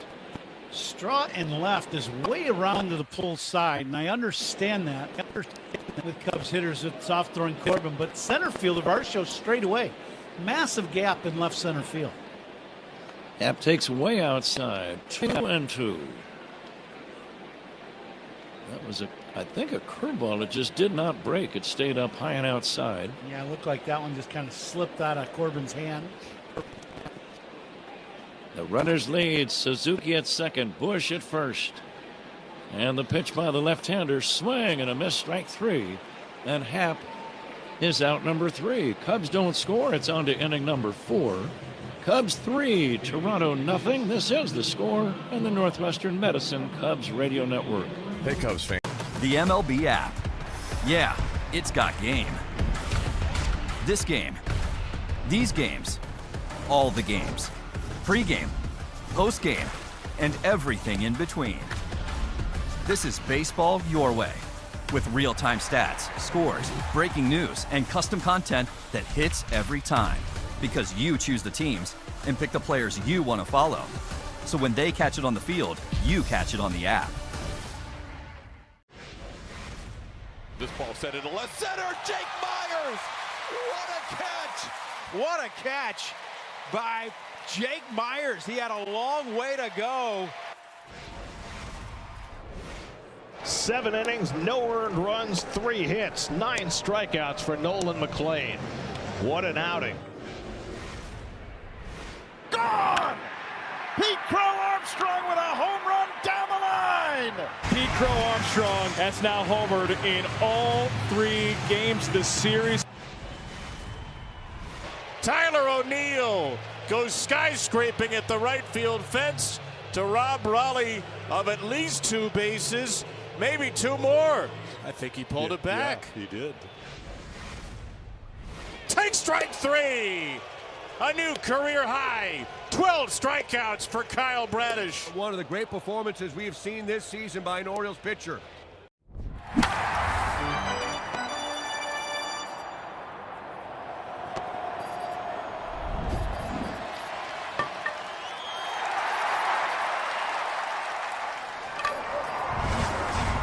Time now for the out-of-town scoreboard, sponsored by Club Citgo. Download the Club Citgo app. Save 23 cents per gallon on your first fill-up. Dylan Dingler with a solo shot for Detroit is 17th. Tigers lead the White Sox 4-1, middle of the 8th inning. Reds on top of the Yankees 6-1 after 5. Spencer Steer, a 3-run shot. Pat? So Dingle strikes again. We go to the 4th inning. George Springer will lead off and foul it away.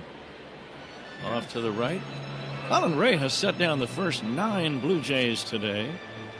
So we gave you the umpires earlier.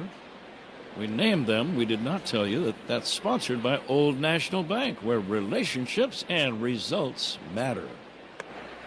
Breaking ball low and away, 1-1.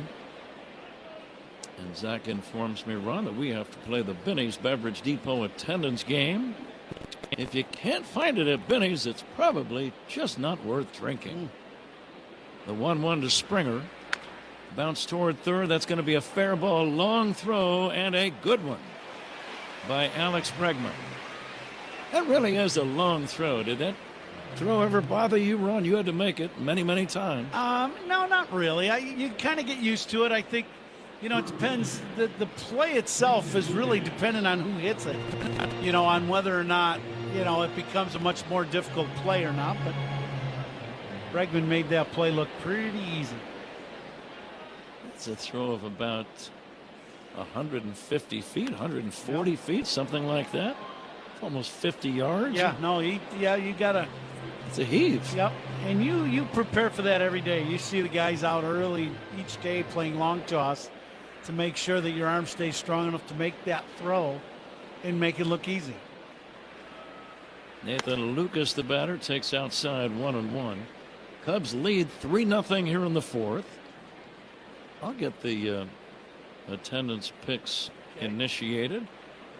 I'll say 40,004. Okay. I'll put considerable time into that guess. Yeah.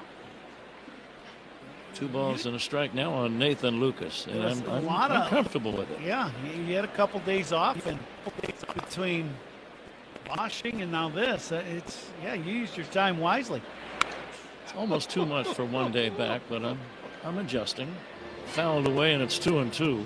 Would you guys like to make your pick? Sure. 40,300. Awfully close to my guess. Just saying. Yeah, but the attendance yesterday was 40,352, I think. Here's the swing and a smash. Nice play by Bush. He gets up and throws to first in time.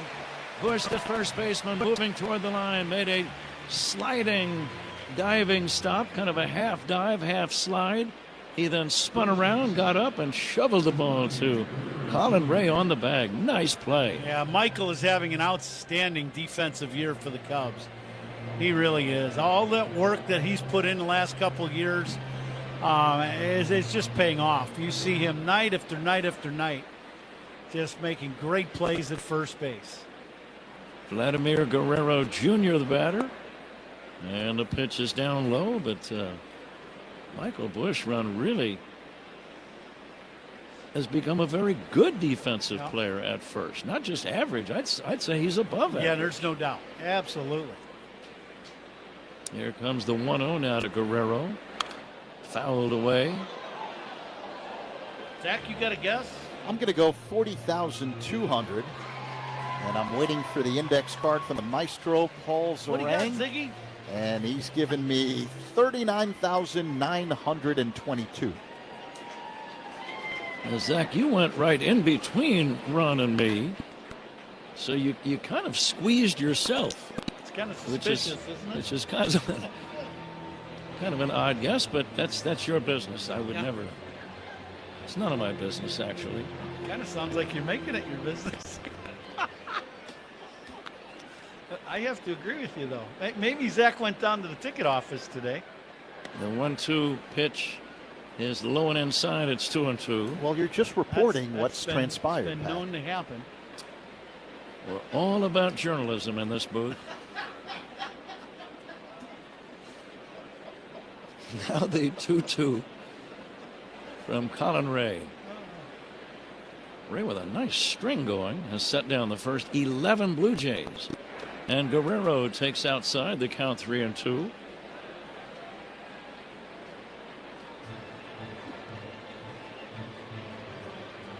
Guerrero, a big man, but he went a month without a home run already earlier this year. That's just not right. Yeah, he's had some issues. He's had some back issues. He's had some hand issues. So look out second half for the American League. He's one of those guys. You're not going to keep him down for long. Just like his father. His father was a tremendous player and a good guy.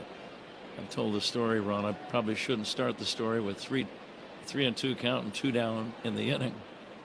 And I won't. Here's the pitch dribbled back to the mound, but it's a heck of a story, and I'll get back to it later. Fielded by Ray, and he throws to first in time. He has set down the first 12 Blue Jays. Stay tuned. We go to the bottom of the 4th inning. Cubs 3, Toronto nothing on the score. And the Northwestern.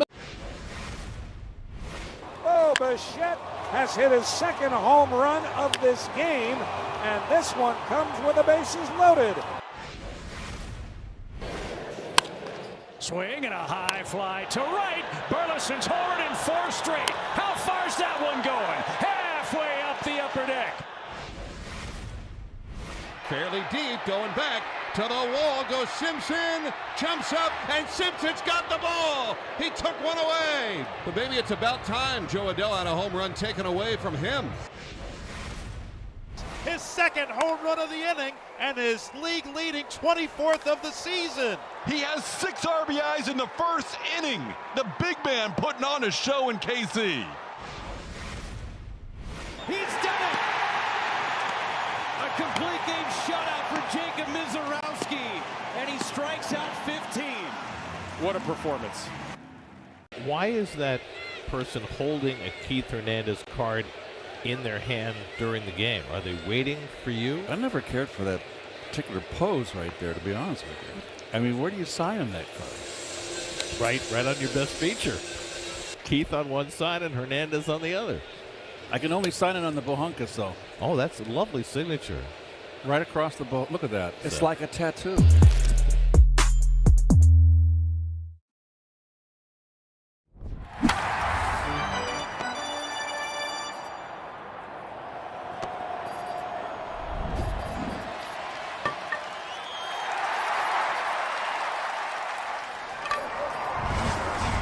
That'd be great. Guys, a reminder that Spiegel and Holmes talk Cubs baseball and Chicago sports every day from 2 to 6 on 104.3 The Score and the Odyssey app. Matt Shaw had a 3-run homer back in the second inning. And that is the extent of the scoring in this game. And he'll lead off here in the 4th against Patrick Corbin. And Corbin's first pitch low and in. This might be the final inning for Corbin.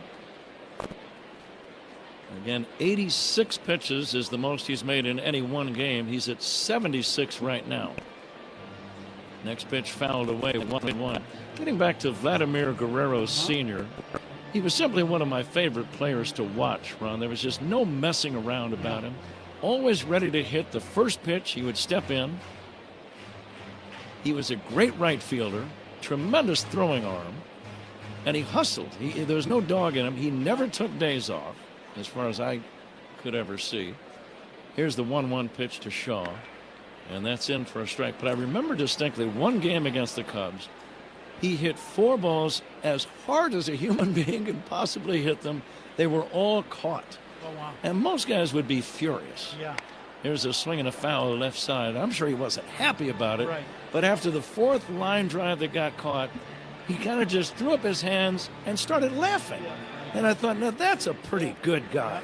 That is a pretty good attitude to have, knowing that you did all you could do, and you'll get your hits tomorrow and the day after and the day after that. But that's right. It was very impressive. Yep. No, he was some kind of player. Super strong. Really a strong guy. Here comes the 2-2. Swing and a miss by Shaw. Out number 1. Cubs lead 3-0 here in the 4th. Kerry Wood was just on the video board. He's here today. And he happens to be part of the baseball history notes. June the 20th, 1998. And we'll get to the baseball history notes here shortly. And the pitch, high drive off the bat of Amaya, deep left center, back toward the warning track. That ball is going to be caught. And there's a collision between Varsho and Straw. Varsho caught the ball. Straw got knocked over. They're both okay. And that's going to be out number 2. They were both calling and neither heard the other. Ouch. Varsho would not be a guy you'd want to run into. He's not very tall, but he's built like a fullback. Yep. And it's amazing how fast he is. You know, and he was a catcher originally in the league, and that was a pretty good collision in left center field. Everyone's okay. 2 down. Here's Dansby Swanson. But it was on this date in 1998 the Cubs beat the Phillies in a game here at Wrigley. Kerry Wood hit his first big league home run, and it came against a left-hander by the name of Matt Beech. Beech. Sammy Sosa had 2 homers. That was the month in which he hit 20 home runs for the month. A very memorable evening. It was a rare Saturday night game at Wrigley. Yeah. And the 1-1, it's taken down low for a ball. 2-1. Kerry was a good hitter. Yeah, he was a good athlete. He could do a lot of things. Swinging a foul by Swanson off to the right, out of play. You know, you'd watch him take ground balls in the infield, and he you know, you wonder if he didn't pitch, could he have been a big leaguer as a position player? That very well could have been. Possibly. He was a starter. He was a closer. Line drive to left. There's a base hit. This is going to be a double for Dansby Swanson. Hot footing it around first. Cruising into second with a standing 2-bagger. The Cubs need some offense from Dansby Swanson. Not just today, Ron, but for the rest of this year. Yep, there's no doubt about that. And Dansby gets this changeup. And the key is he's on time with the change. He's letting that ball carry a little deeper, and then you can put your A swing on the ball. When you're out in front a lot, it's just can't do it. And he did a good job of staying back just long enough on that changeup. Doubles by Cubs batters, sponsored by Chicagoland's appliance leader, Grand Appliance. Swing and a miss by Pete Crow Armstrong. Grand Appliance. Get your all-star Samsung kitchen today at grandappliance.com. Corbin at 87 pitches. This is now the most he's worked in any one game this year. I don't see any activity in the bullpen. but it might be his final inning of work. Yeah, that third time through the lineup, a lot of teams, they just don't let certain guys do that. And then the pitch counts for the previous games kind of dictate that with Corbin. The 1-1, Pete checks his swing and takes low. 2-1. Armstrong twice has struck out run. Yeah, he's been really aggressive at home plate, and it's probably, you know, the at-bats could be the opposite, where you just want to stand there and watch some pitches and force him back in the zone. Swing and a miss. That's one of the best fastballs he's thrown all day. Yep, that was about chest high, that fastball. 2-2 on PCA.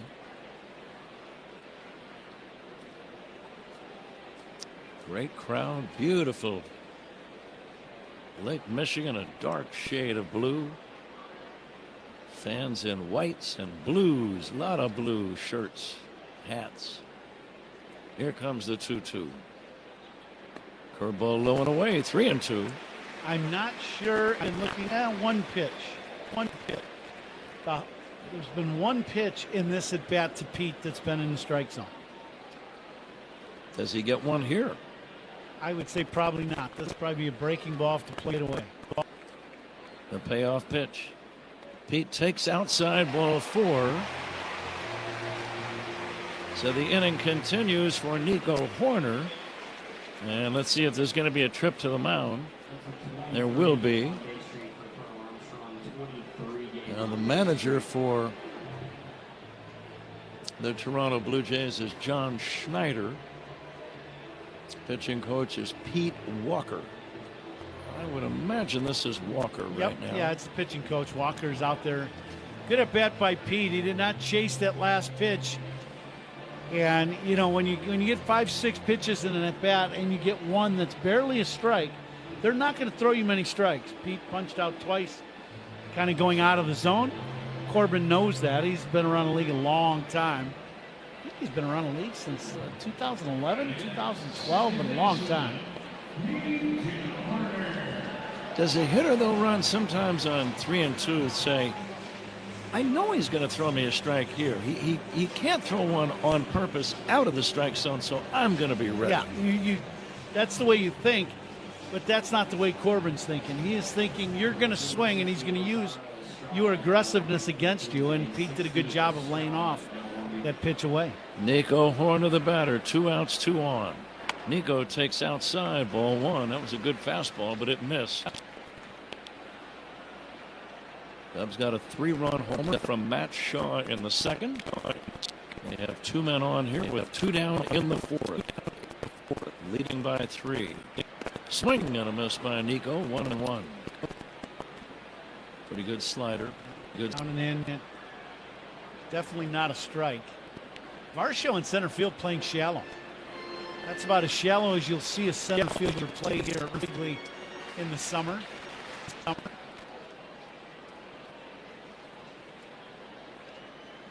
And now the 1-1. Ground ball toward first and foul. Nico hit it right off the end of the bat. Nico kind of doing some limbering and stretching. I'm not sure if he tweaked something with that swing. 1-2.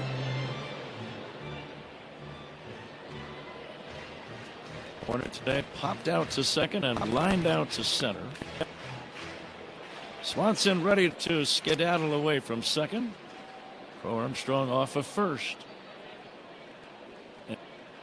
And now the 1-2. Fouled away. I'm looking at Pete Armstrong. It's like he's starting a running race. Yeah. And he's poised to just explode out of the starting gate. Mm-hmm.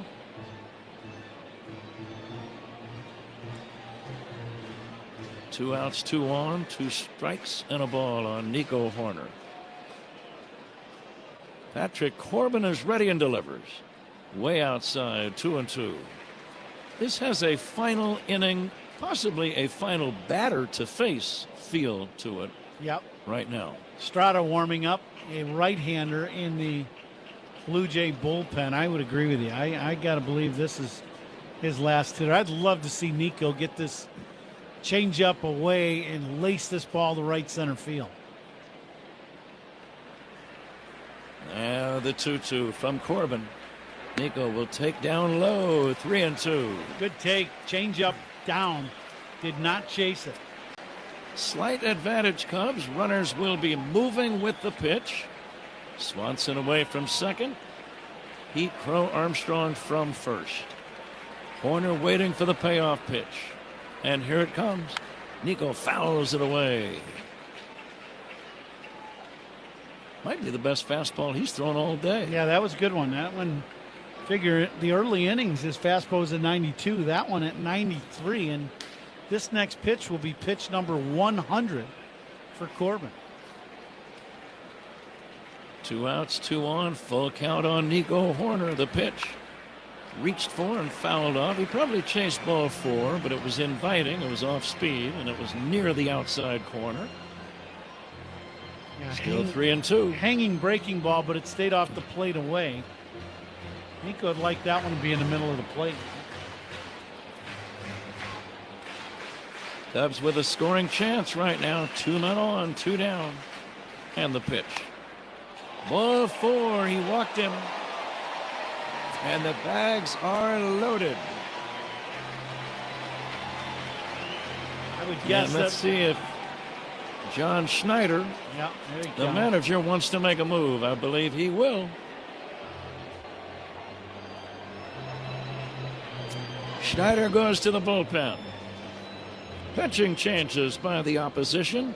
Sponsored by Sloan, the official water efficiency partner of the Chicago Cubs and leader in smart water and commercial restroom solutions. Learn more at sloan.com.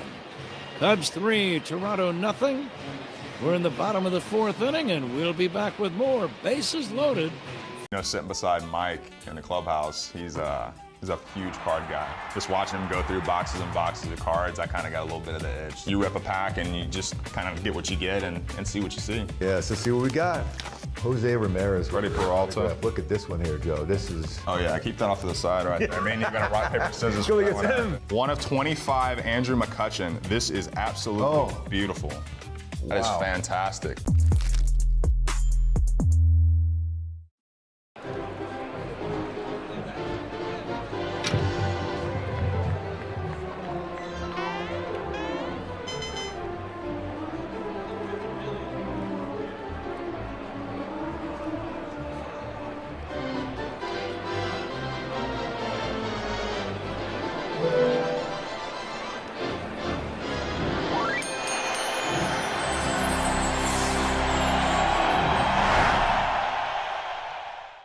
Puedes ser el dueño de grandes momentos del béisbol. MLB Auction te permite participar en la subasta de bates, bolas y jerseys autografiados, con artículos de tus equipos de grandes ligas favoritos, leyendas y jugadores. Visita auctions.mlb.com.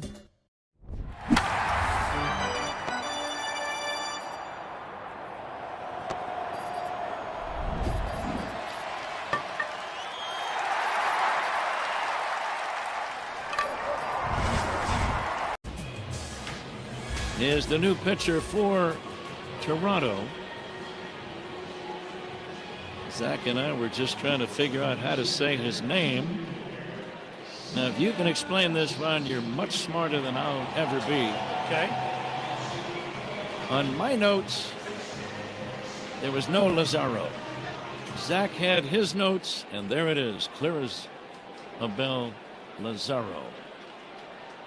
Bases loaded. Here's the pitch to Seiya. Swing and a miss. 0-1. And the question is? You would think that the game notes would be the same for the exact same information. Yeah, That's that usually, I'm saying usually is the case. Yeah. No time for logic. I know. The 0-1 pitch is in there for a strike to Seiya. 0-2. See what happens when you miss a couple of ball games? Other things, you know. See, I would have thought you would copy the same sheet 30, 40, 50 times, whatever it is. That would make sense. Here comes the 0-2, taken high for a ball. But apparently I got one that forgot to be copied. Yeah. I should feel special, but I don't. 1-2 on Seiya. Trying to come through, bases loaded, the pitch on the way outside and low. Now the count 2-2. It's always a challenge, I think, for a guy coming in to inherit a bases-loaded jam. Go get him. Yeah, there's nothing good about that if you're the reliever. And then you mix in the fact that it's a number 3 batter in the order. Cubs lead 3-0, the 2-2 pitch. And Seiya takes low. And then the count goes full. Now the fans are going to get into the game. Almost maxed out. Yeah, absolutely. And here come the 40,000 people here at Wrigley Field. Yeah, that won't lower your blood pressure. No. Seiya trying to come through. Love these moments. The crowd becomes part of the ball game. And now the pitcher can't hear the sign, and he's looking at the pitch count device. That ain't it. It's 40,000 people here. Time call. Valenzuela, the catcher, receives a resounding chorus of boos. I would have mixed feelings if I was a pitcher here. I would say, let's go ahead and get this moment over with. Absolutely. Right? I would not want more mound meetings and more time.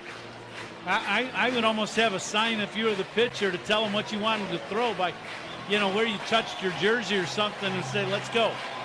Fastball, slider, whatever it is. Boy, it's loud at Wrigley. Base is loaded. The pitch on the way. Swinging a foul, and we'll do it again. He's working from the stretch to minimize the other runners getting a running start. This is a little high-cut fastball. Suzuki right on it. Swanson at third. Pro Armstrong at second. Horner at first. They are all ready to skedaddle. And the payoff pitch.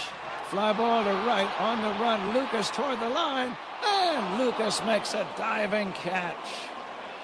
He left his feet, slightly misjudged the ball, but made a very nice diving catch on the grass near the right field line to end the inning.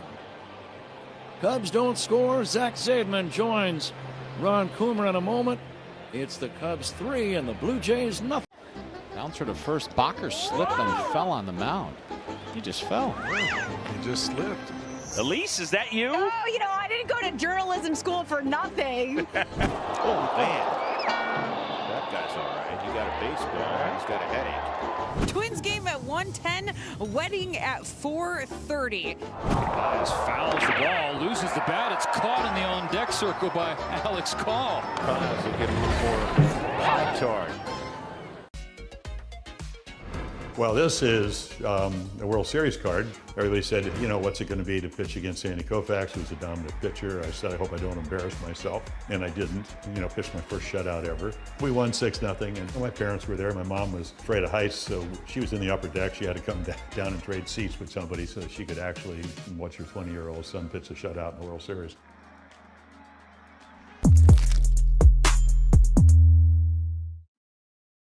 All your favorite games from MLB Play are back, bigger, bolder, and better than ever. Test your skills with daily puzzles like MLB Pickle, the Ultimate Mystery Player Challenge, and Immaculate Grid, where stats and strategy collide. Then in Spinball, build your roster, take on your friends, and compete for the weekly prize. Or be the first to beat the streak and hit your way to the $5.6 million jackpot. Plus, the all-new Daily Walk-Off. Lock in your players by category for the walk-off win. The game's official home for games is MLB Play, only on the MLB app and MLB.com. Puedes ser el dueño de grandes momentos del béisbol. MLB Auction te permite participar en la subasta de bates, bolas y jerseys autografiados, con artículos de tus equipos de grandes ligas favoritos, leyendas y jugadores. Visita auctions.mlb.com. America's largest injury law firm. Proud partner of the Chicago Cubs, Morgan & Morgan, 332 South Michigan Avenue, Chicago. Colin Ray kicks and fires his first pitch to Brandon Valenzuela. Is lined into right field for a base hit. And that's the first hit of the ball game for the Blue Jays. It leads off the top half of the 5th inning. Cubs on top of Toronto 3-0. The middle game of a 3-game set.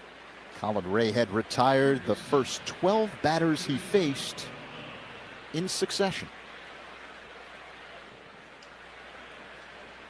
So Valenzuela at first base being held on by Bush. The batter now, Kazama, Okamoto, and he looks at a ball off the outside. Cubs are going to challenge this. Ball strike challenge, sponsored by Northwestern Medicine, and good challenge by Miguel Amaya. It's a strike. Full ball in the zone there. Right at the bottom of the zone on the outside edge. So 0-1 the count. Okamoto now swings, and it's a high fly ball to right. Shaw's under it. Routine makes the catch. One away. The first out is sponsored by Xfinity. Reliable Wi-Fi at one price for 5 years. Xfinity, imagine that. And it was Shaw who put the Cubs on top in the second with a 3-run home run to straight left, his 4th of the year. Okamoto, he definitely leads the series in high towering fly balls. He has hit a bunch of fly balls, towering shots, but only one close to the wall in center. Throw to first, close play as Valenzuela was able to dive in underneath the tag from Bush. Correct counsel saying, hold on 1 second. That was almost thrown away, too. It was an excellent play by Michael Bush to just catch the baseball. Cubs will not challenge after counsel receives the word from his replay man, Brad Moylan. Dalton Varsho at the plate. Left-handed batter. Grounded out to Rays first time up. Now the pitch. Off the outside, 1-0. Partly cloudy day here at Wrigley Field. Temperature in the low 70s. Very comfortable. Light wind blowing from right to left at the moment. Ray works on the first base side of the rubber. And now the 1-0. Varsho chops it foul off to the right, 1-1.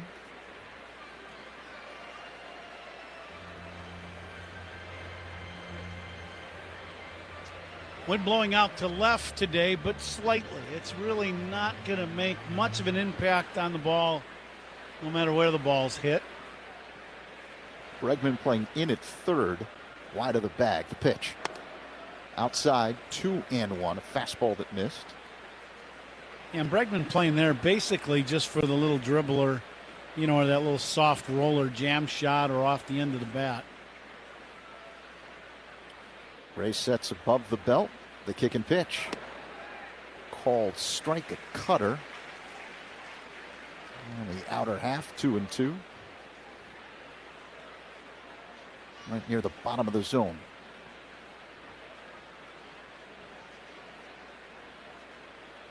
Valenzuela extends his lead off the first base bag. The 2-2. Varsho looks at a ball off the outside. Full count. That one just missed the corner away for strike 3. First out of the inning, sponsored by Xfinity. Reliable Wi-Fi at one price for 5 years. Xfinity, imagine that. And now the payoff pitch by Ray. Called strike 3. A fastball that froze Varsho. I think he knew it right away. Started walking back to the Toronto dugout along the first base line. 2 away. Well, he was seeing a bunch of pitches outside, and actually Amaya set up outside in this ball inner half, and it locked up Varsho. Couldn't pull the trigger. Strikeouts by Cubs pitchers brought to you by your Chicago and Northwest Indiana Hyundai dealers. Davis Schneider at the plate, and he looks at a strike, a cutter, 0-1.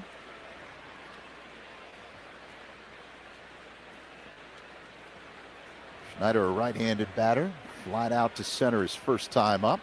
Valenzuela at first, 2 away. We're in the top of the 5th. Cubs up 3-0 over the Blue Jays. Schneider calls time, steps out of the box. Adjusts his batting gloves and now digs back in. Hits out of a crouch, a little bit of an open stance. As Pat mentioned earlier, he's bespectacled and mustachioed. If you want the full description, here's the 0-1. This is popped up behind the plate. Amaya throws away the mask, camping under it, makes the catch. Out number 3 as Valenzuela is stranded at first base. Middle 5, Cubs 3, Blue Jays nothing. On the score at the Northwestern Medicine. I'm Jonathan Mayer, and for more than 20 years, I've traced the path of baseball's rising stars, navigating the back roads of the national pastime and basking in the glow of small-town America's spirit, where the team is woven into the fabric of everyday life, where it's more than just a game. It's a celebration people, the traditions, and the culture that give these places their soul. This is Grassroots. This ball sent into left center. Jake Myers. What a catch. What a catch by Jake Myers. He had a long way to go. 7 innings, no earned runs, 3 hits, 9 strikeouts for Nolan McLean. What an outing.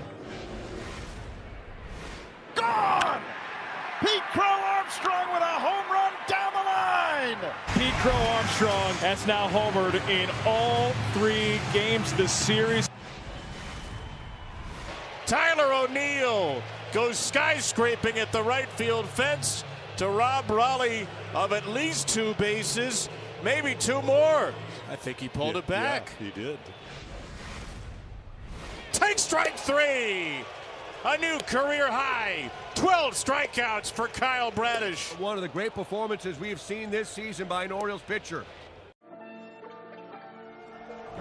They say it's a game of numbers, pero el flow es completamente otra ciencia. Esto es flow mayor. With the Cubs, learn more at jameshardy.com. During this homestand, the 50-50 raffle features a guaranteed jackpot of $200,000. Fans in Illinois can purchase tickets at cubs.com/raffle or from a raffle ambassador at Wrigley Field through the 8th inning of each game, now through the end of tomorrow's game against the Blue Jays. Michael Busch digs in against right-hander Lazaro Estrada, and the pitch is low and outside for ball 1. Cubs with a 3-0 lead over Toronto. Max Shaw with a 3-run job in the second. Busch is 1 for 2 today with a single. He waits for the 1-0. Here it comes. And he looks at a ball outside. 2-0 the count. With the single that Busch had in the third, Coom, he extends his on-base streak to 25 games. Outstanding for Bushy. That was great at bat, too. The 2-0. Busch looks at a ball up high. 3-0.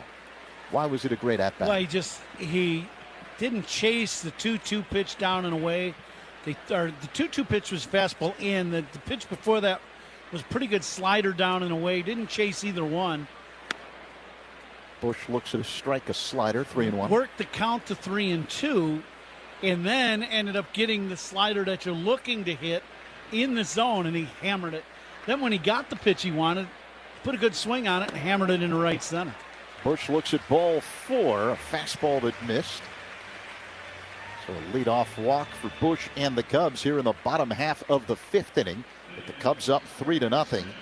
Walks of Cubs batters sponsored by It'sNotAGameIllinois.com. Reminder, a walk is free, a DUI is not. Drive sober or get pulled over.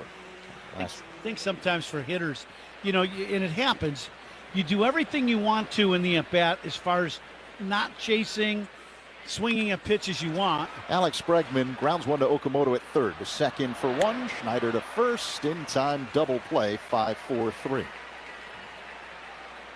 Hard to Hopper. Okamoto, there are times we've seen this now twice in this series, where he doesn't move his feet a lot at third base. That'll be something they'll work on with him.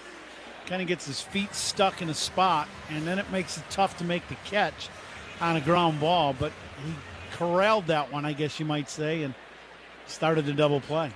Here's Ian Happ, switch hitter, batting from the left side. Estrada, high leg kick and pitch, and Happ a big swing and a miss. And a fastball clocked at 93 miles per hour, 0-1. Happ's 1 for 2 with a single and a run scored. Estrada rocks back and deals the 0-1. And this is a high fly ball hit to left center field. Straw under it. Routine makes the catch. Out number 3. That ends the 5th inning. Cubs on top of the Blue Jays 3-0 as we head to inning number 6. On the Score and the Northwestern Medicine Cubs Radio Network. Hey Cubs fans, it's Nico Horner. Listen to every game here. All your favorite games from MLB Play are back. Bigger, bolder, and better than ever. Test your skills with daily puzzles like MLB Pickle, the Ultimate Mystery Player Challenge, and Immaculate Grid, where stats and strategy collide. Then in Spinball, build your roster, take on your friends, and compete for the weekly prize. Or be the first to beat the streak and hit your way to the $5.6 million jackpot. Plus, the all-new Daily Walk-Off. Lock in your players by category for the walk-off win. The game's official home for games is MLB Play. Only on the MLB app and MLB.com. 6 scoreless tonight for Zach Wheeler. Gave up a couple of hits, struck out 9. Just a dominant performance. Walked a few, didn't have his best stuff, but shut him down for 6 innings. At the wall, he leaps and makes the catch! No! He did it again! Merrill Robs a home run. Timed the leap and brought it back. Now that is an exciting baseball play right there. Did he do it again? Yes, he did! How about that? Colt Keith has a 3-homer game. Houston is Colts Town tonight. The calendar says it's June 15th, but tonight it's May 3. That's a shutout for Dustin May. Light up the night. It resists cracking in the freezing cold and won't swell in the summer heat. You get the timeless beauty of wood with lasting protection and low maintenance. Your home deserves the #1 brand of siding in North America. James Hardie Building Products, siding with the Cubs. Learn more at jameshardy.com. That's jameshardy.com. Cubs fans, it's Pat Hughes. If your business needs lots of water, the Village of Bedford Park offers a safe and reliable Lake Michigan water supply. Visit villageofbedfordpark.com. Colin Ray out to work this 6th inning. 5 shutout innings of 1 hit ball so far today. Excellent outing. Andres Jimenez will lead off for Toronto. Left-handed batting shortstop takes low ball 1.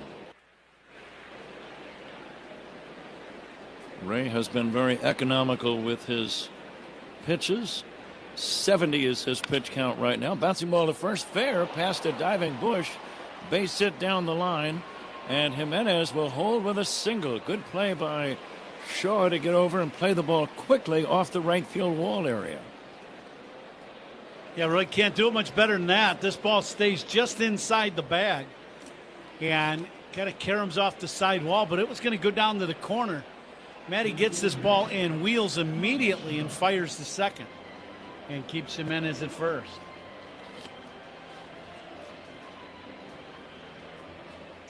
We're coming to you live all season long from the Invesco QQQ broadcast booth, proud partner of the Chicago Cubs. Miles Straw will take a strike, 0-1.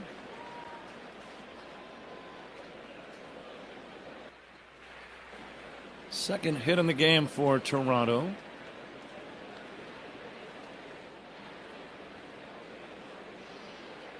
The big right-hander ready for the 0-1.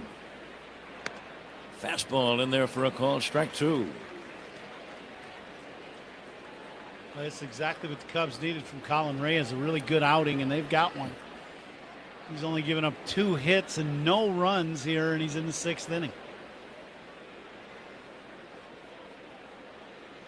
Now the 0-2 pitch on the way to Straw, and he'll take up and in, almost hit him. 1-2.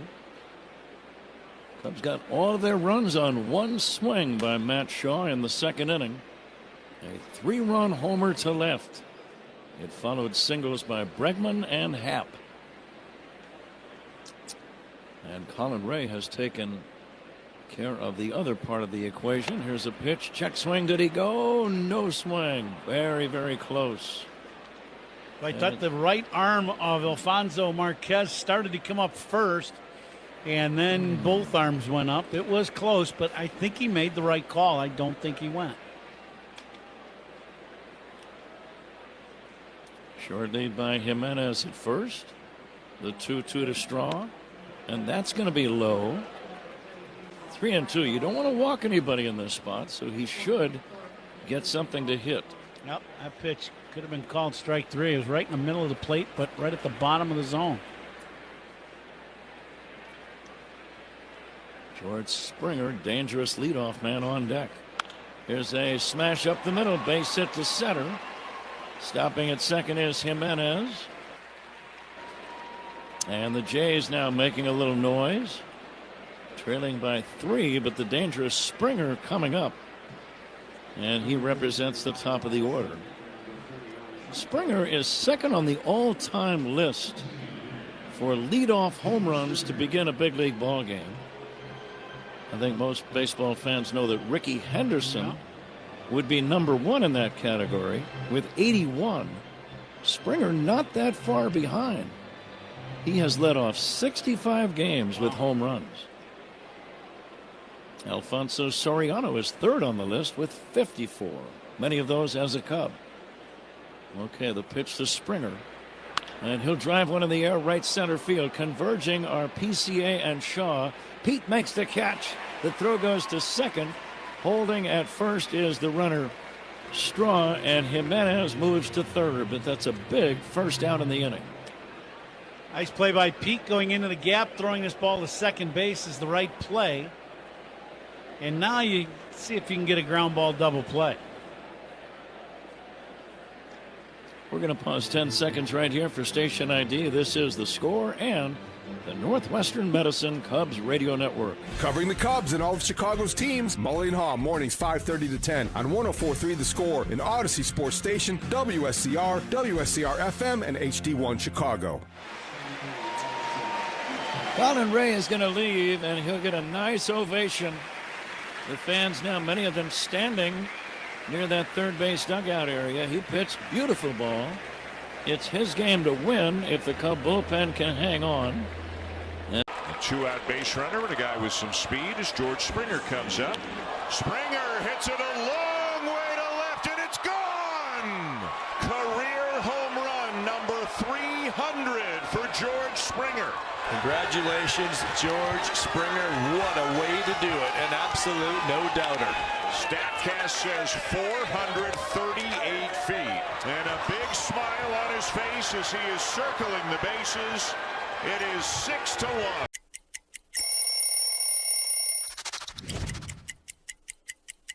He's getting traded to Boston from Chicago. You see here the traditional jersey. I love a road jersey because it says where you're from, and this is simple, clean, and cool. And then you see this patch right here. This is from the 2013 postseason run, which was unlike anything I had ever been a part of, to punch through and hoist that trophy. Boston strong forever, baby.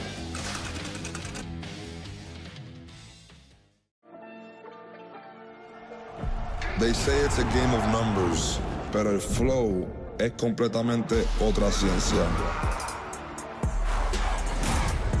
Esto es flow mayor.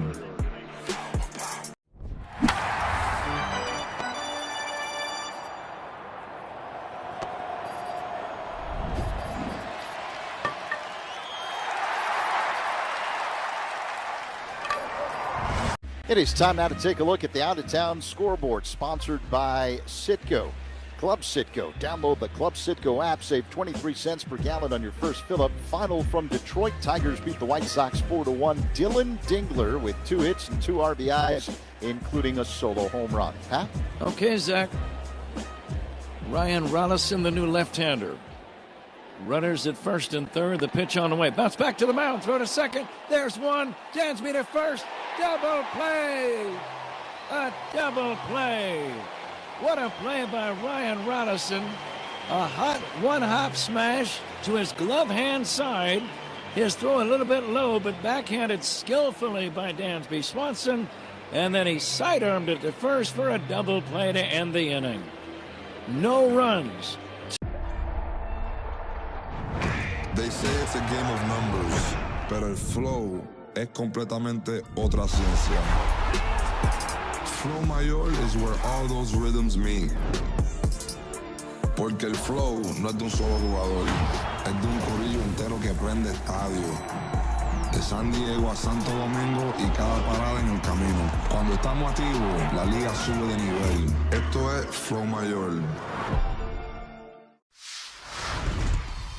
I feel like food and sharing a meal with someone is a universal language. You can't go to a ballpark and not have a nice hot dog. So if I'm at the ballpark, I'm gonna get a nice heavy glizzy. You gotta have chili on there, you gotta have cheese. If your hot dog isn't bending in the middle because it's like about to fall apart, then you're not doing it right. So you gotta have a glizzy and then something cold, whatever it is, beer, lemonade. You gotta have something cold to wash that hot dog down with.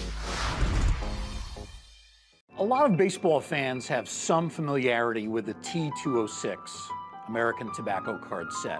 Of course, features the famous Hannes Wagner card. What we have here are 3 cards from the lesser-known T205 set. which really was a successor to T206. T206 came out in 1909. These 3 cards, as part of the T205 set, came out in 1911.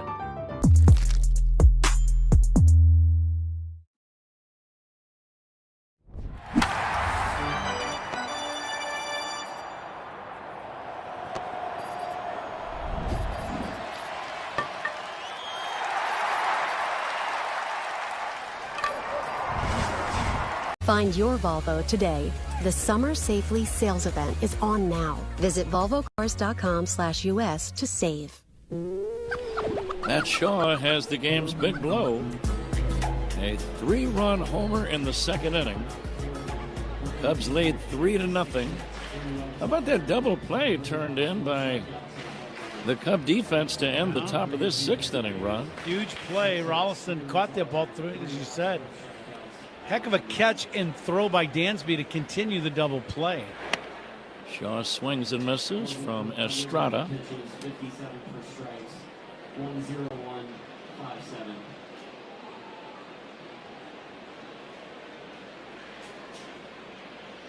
Lazaro Estrada, the right-handed reliever for Toronto, fires. It's high and inside, 1-2. So Colin Ray leaves. Excellent outing by Colin. He needed that, and the team needed that. I would agree. Here's the 1-2. Shaw hits a high fly ball to left. Shallow and playable. Routine for Straw. And that's out number 1. And he just missed that one. He's already hit a 3-run homer to that same spot to straight left field, almost onto Waveland Avenue. And then that one, he got that pitch down and in and just missed as he hit that ball a mile in the air. Sellout crowd at Wrigley. I see rooftoppers across Sheffield Avenue in right center. Waveland Avenue across the street. Quite a setting. Fly ball to right, slicing toward foul ground and dropping in amongst the customers. Miguel Amaya doing the catching today. He has popped out and flied to center. Cubs trying to put their 3rd straight win together. Remember, they beat Colorado in the series finale Wednesday night. Clobbered these Jays yesterday and lead again today. It's getting to the time of the season, Ron. You're almost at the midway point numerically. This is game number 77. Here's the 0-2. Bounce toward third. A charging Okamoto makes the play and a running throw to first in time.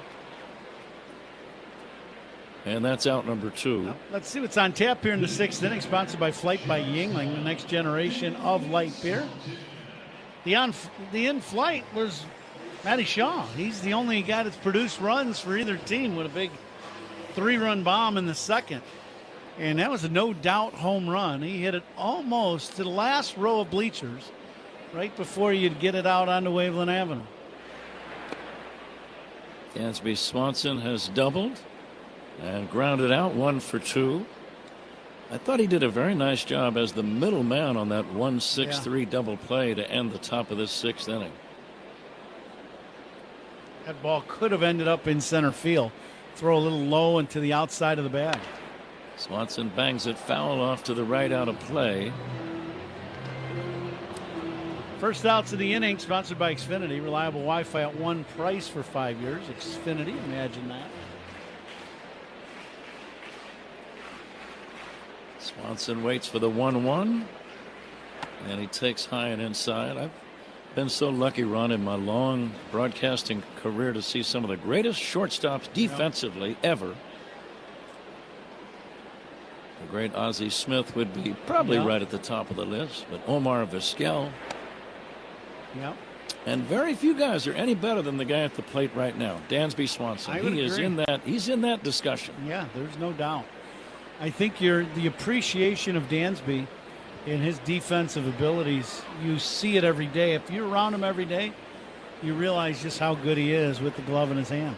3-1 is taken for ball 4.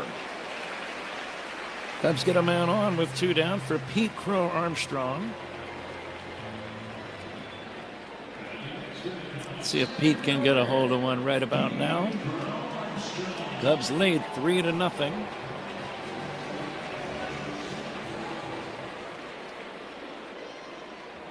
Cubs have a challenging road trip next week. 4 in New York against the Mets and then 3 in Milwaukee. Pete takes inside. Almost grazed him in the right knee. And we got some guests in the booth from De La Salle High School that are here. That were part of a charity thing that they bought at De La Salle's gala. Joe Kazan and his family. So they are from De La Salle. He's on the board at De La Salle High School. It's great to have him here and appreciate everything they do for D. I was a St. Rita guy, so that wasn't, I always didn't say that, but I can say it now that I'm older. 1-0 on PCA. The pitch swung on, hit in the air, deep right field. It's got a chance. Gone. Pete Crow Armstrong with a home run to right. Cubs lead 5-0. 2-out walk to Dansby. And then Pete comes up and hits this off-speed pitch. He stays back just long enough, and DeBarrel gets to it. And he hits it right underneath the video board and right big swing of the bat to put the Cubs up 5-0. Number 16 for Pete. He now has 40 runs batted in. And the lead is a little more comfortable now at 5-0. Just a towering drive to straightaway right in front of that video board. And it got out of here by plenty. Here's the pitch to Nico Horner. It's outside. When you combine his day yesterday, Ron, reaching base 5 times. Yep. He's walked and homered today. So 7 times on base in the first game and a half of this series. That's a lot of good work. That's going to help your team win a lot of ball games when you're the leadoff guy. That's for sure. Nico 0-for-2 with a walk. Here's the 1-1. Wrapped on the ground to second, scooped up by Schneider, and he'll throw out Horner to end the inning. But the Cubs score twice. A 2-out walk to Swanson and a 2-run homer for PCA. We go to inning number 7. Cubs 5, Blue Jays 0 on the Score and the Northwestern Medicine Cubs Radio Network. Hey Chicago, this is Pete Crow Armstrong. Pat and Ron call every game here on the Chicago Cubs Radio Network.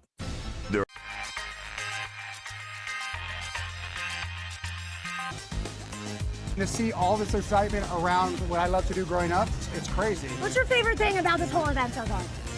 The fusion of sports, entertainment, and cards. That's awesome. Because to me, cards have always been entertainment, and they're getting their just dessert now.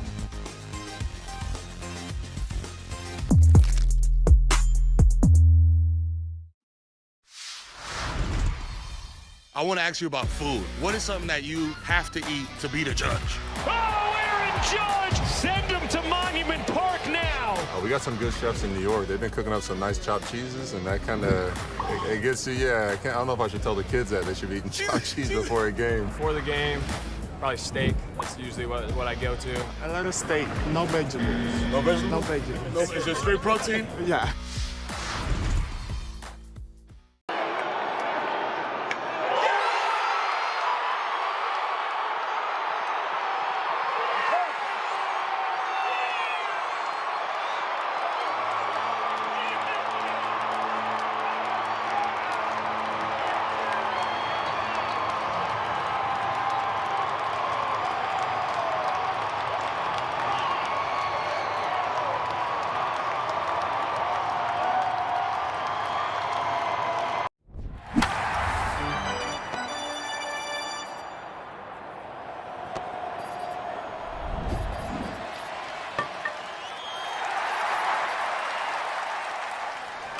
Rays ball game to win, and he pitched deservingly of a victory here today. Trent Thornton now is the new right-handed pitcher, and the first pitch to Guerrero is lined into right center, a base hit. Picking it up is Crow Armstrong and getting it back in. Vladimir Guerrero Jr. scorching one out of the range of Horner. and into right center. Leadoff hit.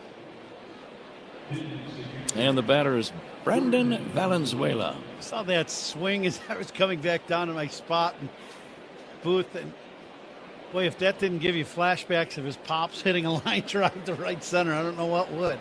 That was about the exact same swing as his dad. Yeah, I would say that Vlad Jr. had a pretty good hitting instructor for all of his childhood, Ron. I would say so, yeah. Yeah.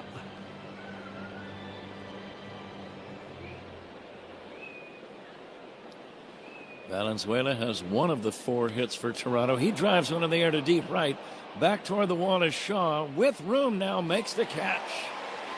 And he gets it back in.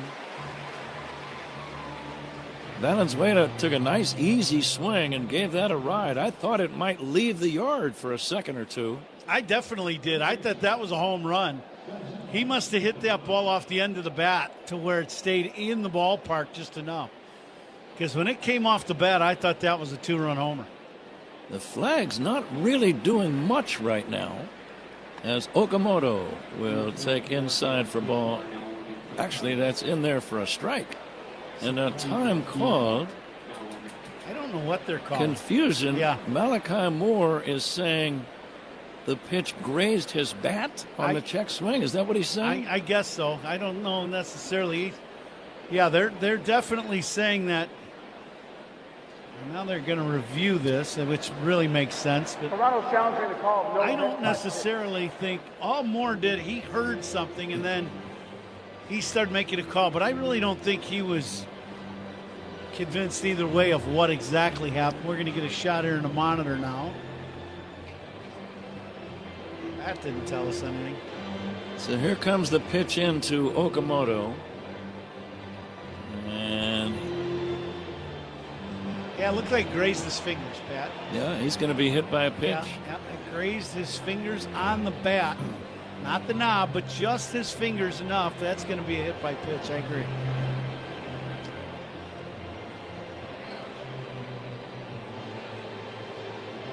He was checking his swing, and the ball just barely grazed the back part of his hand. He's got a red glove on the hand, but you could tell that it changed direction once it went past him.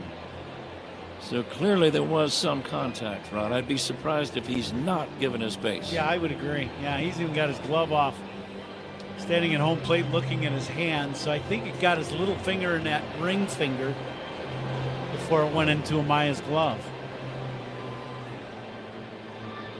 Now, sometimes those are confusing to me, because if you're checking your swing. After receiving the call, full return, the batter was hit by the pitch, and Toronto will retain their challenge. Yep. Okay. I was going to say, if you're checking your swing and accidentally the ball hits you in the hands, I've heard umpires and even read some rules about it where your hand is almost like part of the bat. Well, here's the thing. If the ball hits part knob, part hand, it hits the knob. That's where the hand is part of the bat. If your hands are on the bat and you don't swing, like you're not, if they were to appeal and it said no swing, if the ball hits your fingers like it did there, that is not part of the bat, and that's just it hitting your hand. So that's why he's given his base here. That's exactly why he's given your base. That's right. If he had swung full swing and it hit him in the hand, that would be like a strike. It'd be a strike. That's correct. Okay. It does get confusing, especially on those check swings. But right now, the Blue Jays have men at first and second with one away, 7th inning, and all of a sudden that 2-run home run by Pete Crow Armstrong in the 6th inning is looking much bigger. 5-0 Cubs. Dalton Varsho, the batter. Varsho 0-for-2, left-handed batter with pop. And he takes low and inside for a ball. Varsho has missed some time with injuries. Yep. He's got 5 homers, 17 runs batted in. I thought he really came into his own in the postseason last year. I thought so too. He had a very good postseason. And the pitch on the way. Dalton Varsho takes inside. Gary Varsho, his father, former Chicago Cub. And a very nice man. We see him every once in a while. Here's a deep drive to right. This could be trouble in the corner. Shaw going back. That is a 3-run home run for Dalton Varsho.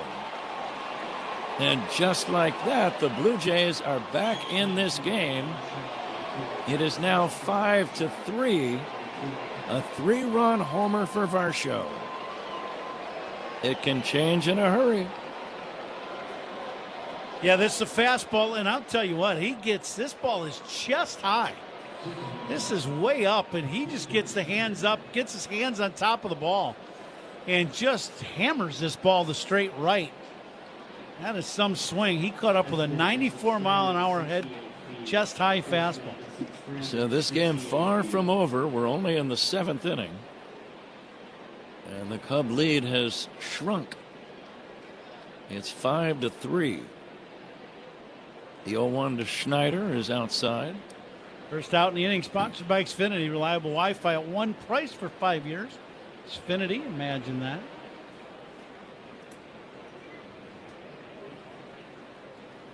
And the next offering. Pop fly, left side foul. This is going to drift out of play. Managers' challenges and instant replays. Whenever they take a second look, a reminder, a second opinion is always a good idea. Get yours at Northwestern Medicine.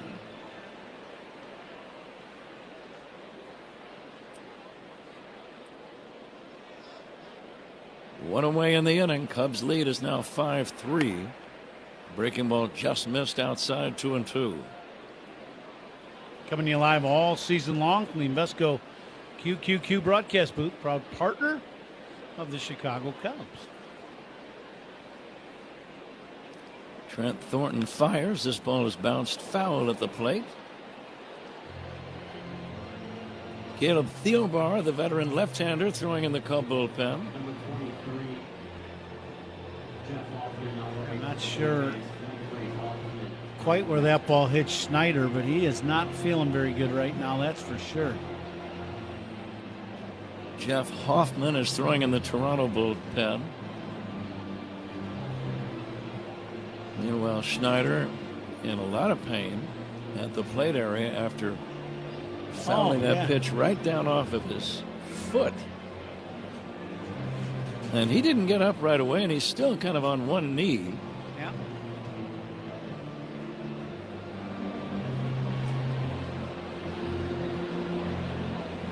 He'll be all right. It's just going to take a while. You wonder if someday, Ron, it'll be almost mandatory for guys to always wear a little shin guard on the lower part of their foot. Yeah. Or elsewhere. Yeah.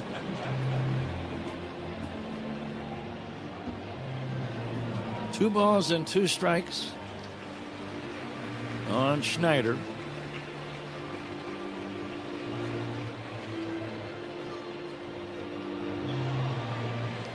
So John Schneider, no relation as far as I know to Davis Schneider, the ball player.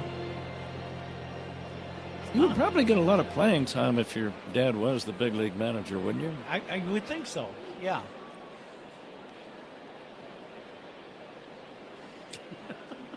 Two balls and two strikes on Davis Schneider. Here comes the pitch. Swing and a miss. And Schneider is out number 2. He's just ready for that at bat to be over. Yeah, he's walking rather gingerly back to the first base dugout area. Craig Counsell, I think, is going to make a pitching change. He is right now to the mound, claps his hands a couple of times, and he's going to go to the bullpen and bring in Caleb Thielbar. Pitching changes by the Cubs, sponsored by James Hardy Building Products, siding with the Cubs. They say it's a game of numbers, pero el flow es completamente otra ciencia. Flow mayor is where all those rhythms meet. Porque el flow no es de un solo jugador, es de un corillo entero que prende estadio. De San Diego a Santo Domingo y cada parada en el camino. Cuando estamos activos, la liga sube de nivel. Esto es Flow Mayor.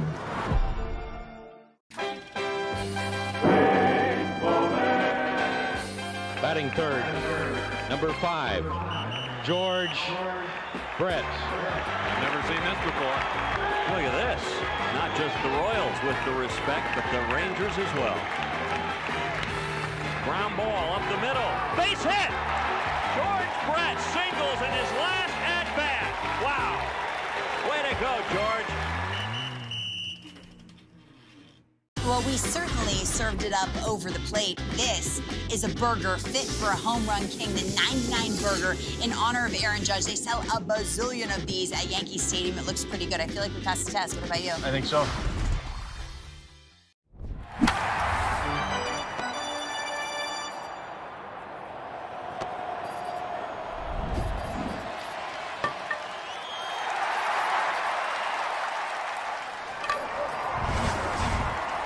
For the Brewers, Chris Sale going for the Braves. Pat? All right, Zach. Caleb Thielbar is the new man on the mound, veteran left-hander. He'll face Andres Jimenez, unless there's a pinch batter, and I think that is the case.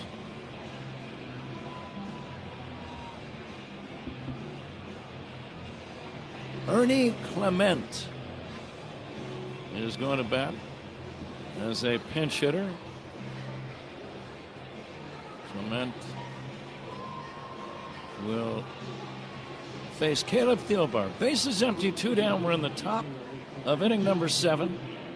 And the Cubs trying to make it 2 in a row in this series, leading 5-3. Beautiful day at Wrigley. Temperature at 71 at game time. First pitch by Thielbar in there for a strike.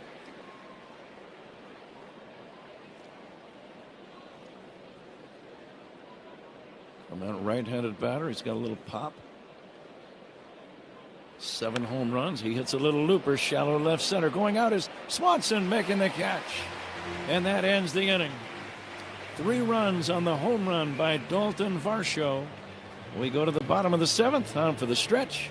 Cubs 5, Blue Jays 3 on the score, and the Northwestern Medicine Cubs Radio Network. And now the late Harry Carey on the video board. Attention to the left field video board as Harry Carey leads us with Take Me Out to the Ball Game.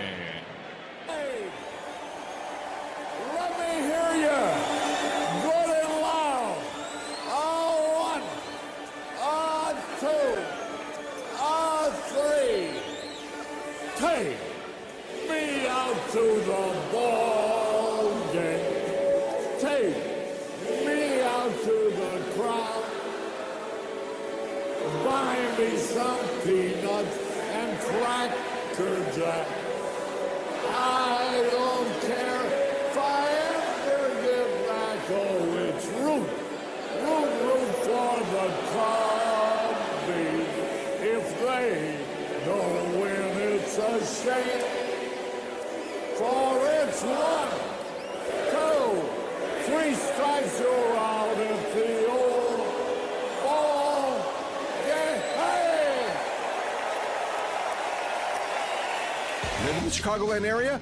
As someone who grew up in the era of the twist, the locomotion, the Freddy, and other outrageous dances, the floss is easily the worst of all time. The fan did touch that ball, and that's a big whoops. Any relation to Grant? I don't know. That guy was having a hard time figuring out what screen he was supposed to be looking at.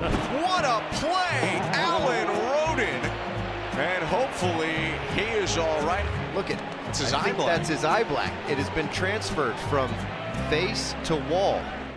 Well, we certainly served it up over the plate. This is a burger fit for a home run king, the 99 burger in honor of Aaron Judge. They sell a bazillion of these at Yankee Stadium. It looks pretty good. I feel like we passed the test. What about you? I think so.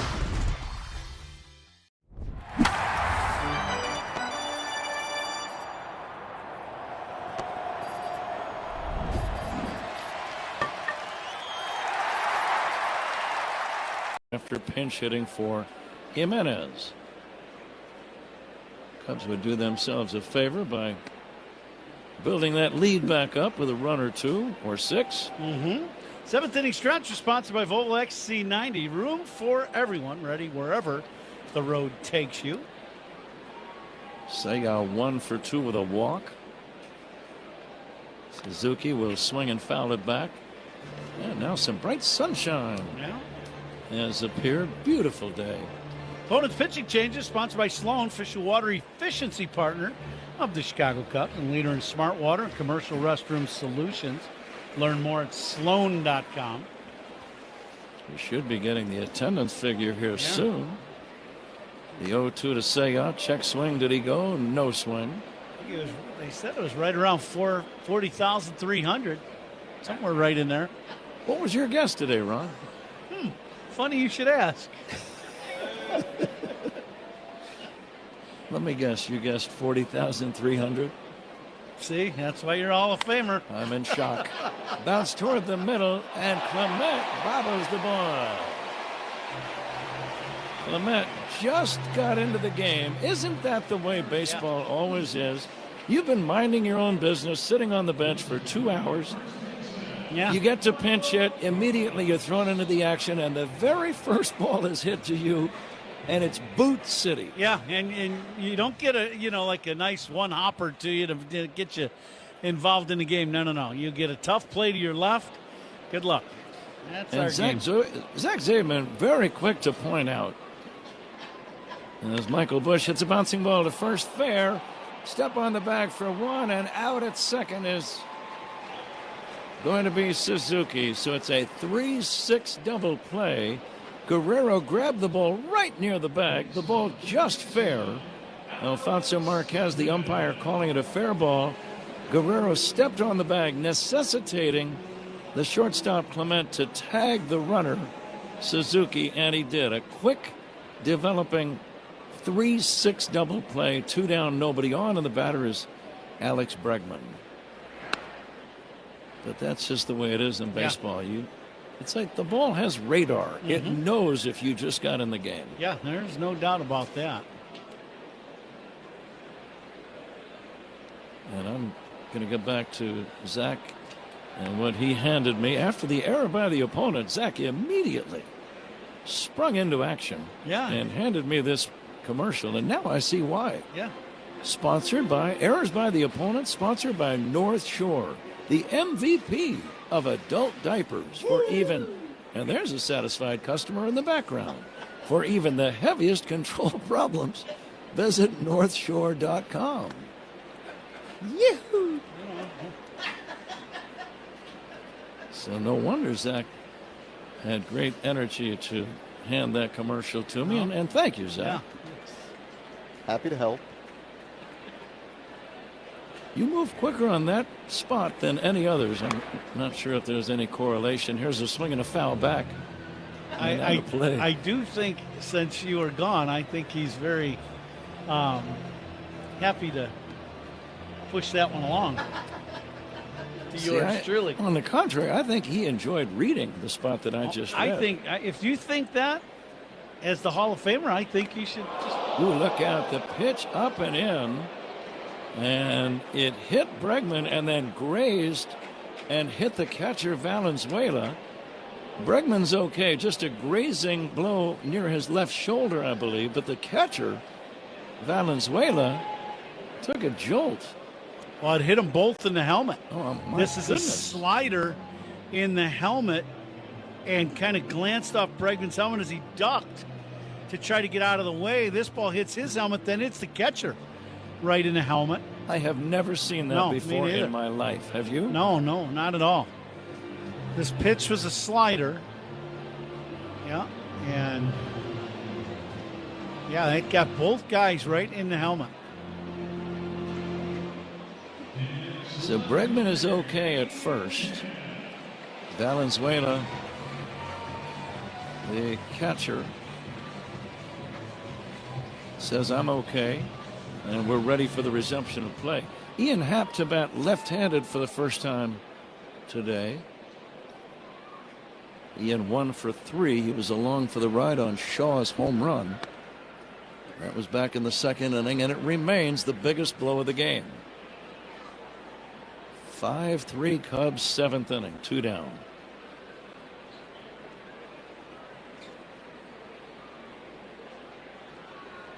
Short lead by Bregman at first. Happ batting left-handed, checks, and did he go? No swing. 1-1.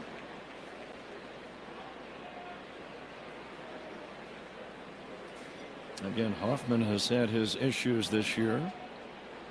5.29 ERA. He's given up 4 home runs. Here's the 1-1. Swing and a foul back. Good cut by Ian. Let me ask you this, Ron. If you knew going into the batter's box that a guy had a beefy earned run average, would that give you more confidence thinking, well, other guys have hit him, I think I'm going to hit him too? Yeah, it's you know, the old, the sharks like blood in the water. You know if a guy's struggling, boy, you're ready to hit. You know he has had his issues, and you're expecting to get some pitches in the zone to hit. The 1-2 is down low, blocked by the catcher Valenzuela. That splitter bounced a foot in front of home plate. Valenzuela's taking a beating here in this last inning. That one hit him in the bicep.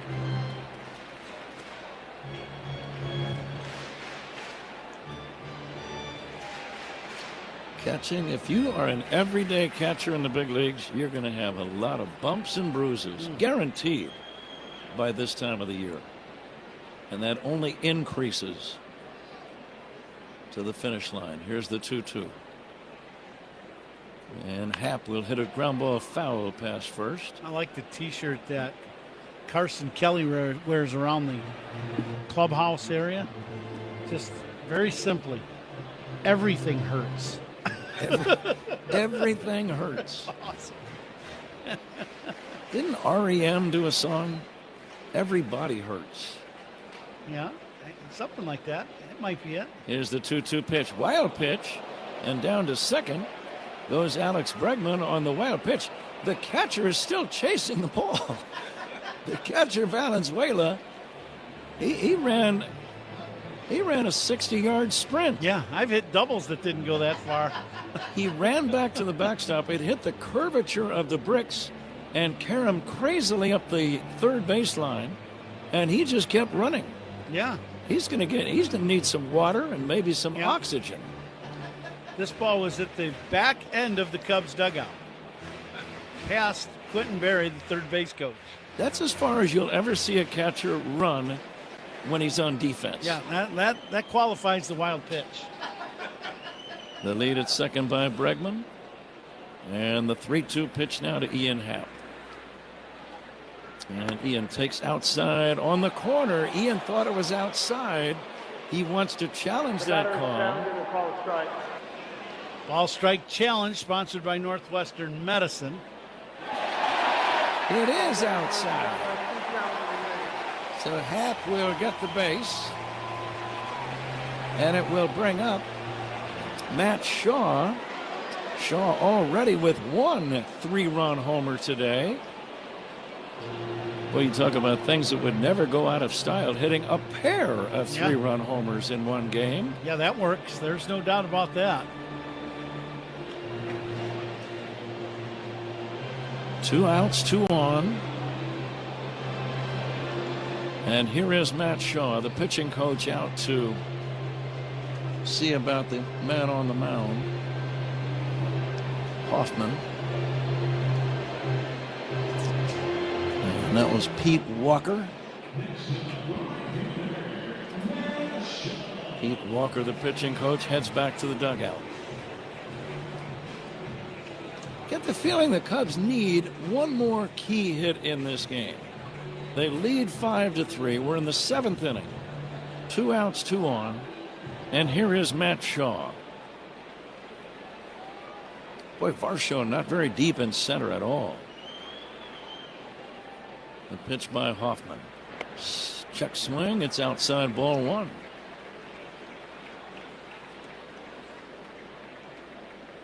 So they're going to try to cut down the run at the plate. I still think Varsho is a little too shallow in center. Here comes the 1-0. Shaw will take a strike, 1-1. What do you think, Ron? Is that... No, he's always been a guy that plays shallow, but that's as shallow as we will see a center fielder play here at Wrigley Field. 2 outs, 2 on. 5-3 Cubs. And the pitch. Shaw takes a bender for a strike. 1-2. And Shaw not picking up the breaking ball of Hoffman. He got one that hung inside. This one, better pitch down and away, but he's kind of flinched at both of them. Woods Richardson throwing in the bullpen for Toronto. The 1-2 pitch. Shaw stays alive by fouling it back. Still 1-2. Did a good job spoiling that one. He had a better look at it.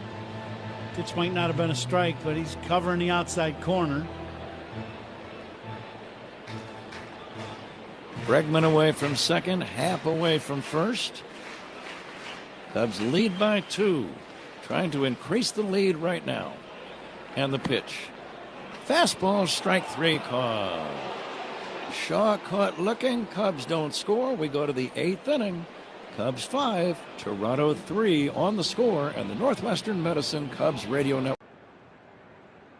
1-0, crack to deep center field. Varsho going back as far as he can go, and Legaliers has a grand slam. 6-2 A's. Shay's third home run of the series is a grand slam, and they have blown this game wide open. And in grand fashion. 3-2 pitches with traffic. This ball hit deep left field. Take a good look. You won't see it for long. It's a one-run game. Second deck for Hunter Goodman, his first of the year. Now you get the future Hall of Famer in for Hunter Goodman. Last year's Silver Slugger, the National League as a catcher, just a rolling curveball. You hang it, Hunter Goodman's going to destroy it. That thing went 435 feet.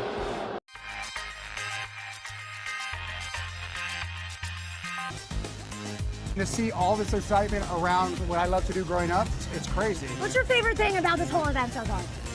The fusion of sports, entertainment, and cards. Because to me, cards have always been entertainment, and they're getting their just dessert now.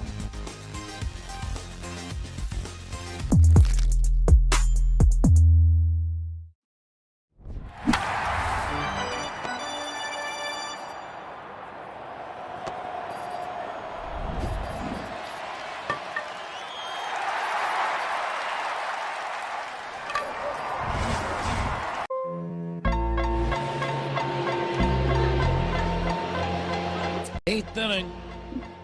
Cubs trying to make it 2 in a row in this series. Trying to make it 3 wins in a row, going back to the finale against Colorado on Wednesday night. And the Cubs lead by 2. Caleb Thielbar, the left-hander, ready to go to work here in this 8th inning. Now let's see if Thielbar can come in and throw up a goose egg here in this 8th inning. And the first pitch is outside for ball 1. The attendance today, 40,706. And now we have to go to the information in the Binny's Beverage Depot attendance game. The next pitch missing outside, 2-0. It looks like Ron Coomer is the winner. And you could hear the exultation in the background. Yeah. Sounded a little like Ron himself. Yeah. Here's a pitch in there for a strike. Ron guessed 40,300, so you were very, very close. I think that was Grayson Schultz cheering for me back there. That's what I think it was. That's what best friends are for. That's Here's right. a pitch inside and the count 3-1.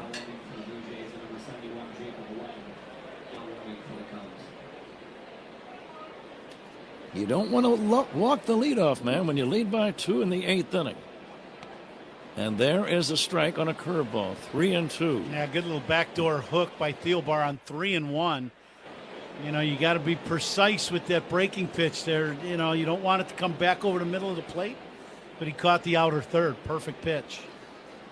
Miles Straw waiting, hits a fly ball to right, slicing toward foul territory and dropping untouched in foul ground with Shaw in hot pursuit.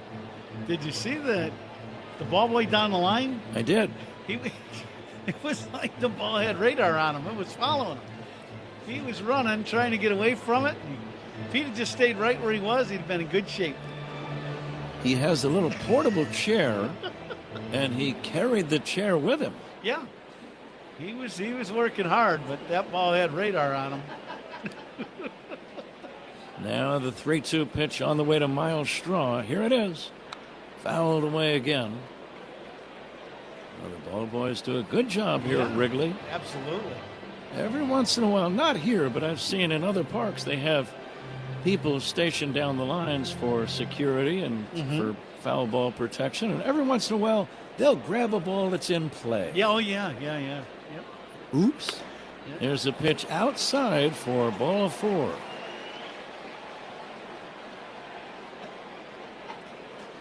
That is the first walk issued by a Cub pitcher in the last 65 batters faced. But what it does, it immediately gets the tying run to the plate.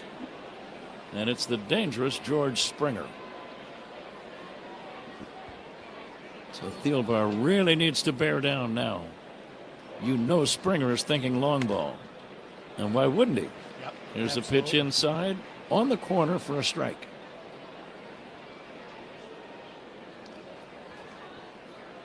So we thank Benny's for sponsoring the Benny's Beverage Depot attendance game. If you can't find it at Benny's, it's probably not worth drinking. A ball and a strike on George Springer. Springer nothing for 3. Dangerous right-handed batter. And the pitch. Line to left. That's going to be a base hit down the line. Over to cut it off is Happ. Racing to third safely is going to be Straw on a single by Springer. So now the tying run at first, nobody out, 8th inning. Yes, a breaking ball, and it's not hit all that well. It's just hitting the perfect spot right down the line.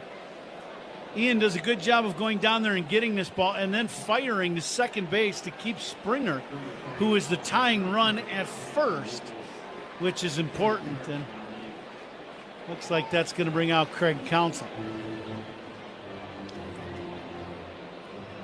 You've got Nathan Lucas at the plate. And Webb. And Kirk is a prospective pinch batter. Yep. Webb, the guy warming up in the bullpen, I got to believe he will be the next guy, Jacob Webb. Alejandro Kirk. Jim Thorpe's resume reads like a work of pure fiction. So he's in the Pro Football Hall of Fame. He's in the College Football Hall of Fame. He got Olympic medals for the decathlon and the pentathlon. He's the greatest at I thought I was an everything. athlete, Lindsay. Thorpe finished his Major League Baseball career with the Boston Braves in 1919, where he played alongside an outfielder named Les Mann. He invented this particular projector. And this is not all he's done, right? He started championing to get baseball into the Olympics. He finally succeeded for the 1936 Olympics, which was held in Berlin. The German government had discouraged other nations from sending Jewish and black athletes. We sent over Jesse Owens, and we sent over Mac Robinson, Jackie Robinson's older brother. Trailblazers like Thorpe and Robinson certainly lit the way for countless others to follow. Go to baseballhall.org to plan your visit to the National Baseball Hall of Fame and Museum in Cooperstown, New York, and catch every episode of Hall of Fame Connections on MLB.tv.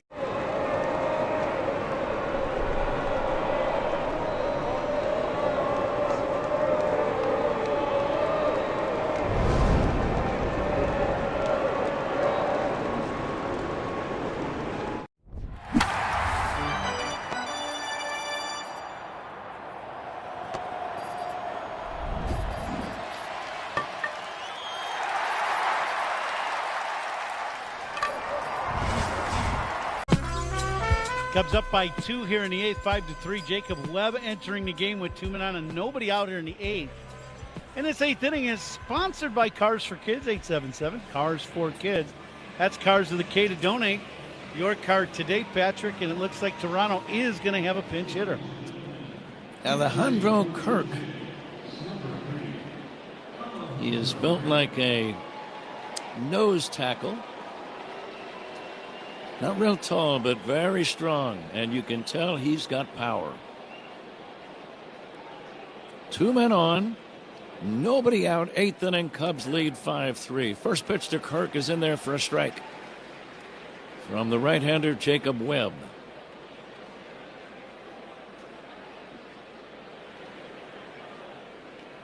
Infield back. Cubs will gladly trade a run if they can get a double play. Here's the next pitch. Kirk takes strike 2 called. He would love to get a strikeout here. Ron, what pitch could do it? He's got, plus stuff. He could throw the slider or a good fastball. That last slider was up and it clipped the top of the zone. For Kirk, that's almost an impossible pitch for him to hit. A very tough one to continue to throw and locate it. Here comes the 0-2 pitch to Alejandro Kirk. It's on the way, low and away. You could almost tell that time that Webb really concentrating on keeping the ball down, something he could not drive. That was a good stop by Maya. You got to be a wall back there right now with a man at third. In the bright sunshine, the right-hander Webb fires inside and high. 2-2 to Kirk. Well, after a few breaking balls, then you come inside with the heater. And now if he can make a really good pitch with the breaking ball, you could get a punch out. 2-2 the stretch. A toss to first, sending Springer diving back to the bag. Please stay tuned for Zach's postgame show, the Old National Bank Cubs radio postgame show, the official bank of the Cubs radio network. And now the 2-2 from Webb. Fastball is high, 3-2. Right overthrew that one just a little. He threw the one ball inside, and then they wanted to double up on it and go for the strikeout at the top of the zone, but that one just about neck high. Right-hander to right-hander, the pitch fouled away. And we'll do it again.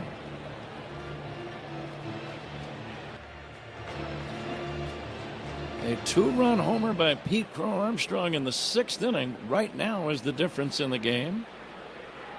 Matt Shaw had a 3-run homer earlier. And now the 3-2. Cracked on the ground, base hit left field, solid single. A run is in, and the plot starts to thicken. Kirk, a pinch hit, RBI single to left. Driving in Miles Straw. It's now a 5-4 Cubs lead. Still nobody out in the inning, and the batter Vladimir Guerrero Jr. Webb went with a little right-on-right changeup. You don't see that a lot. And actually made a good pitch that it was down and away. Might have just clipped the outside corner.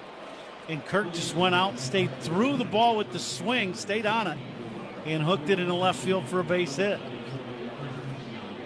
So now Guerrero, a dangerous man at the plate, and a pinch runner goes in at first. That's Parango. And the pitch there for a strike.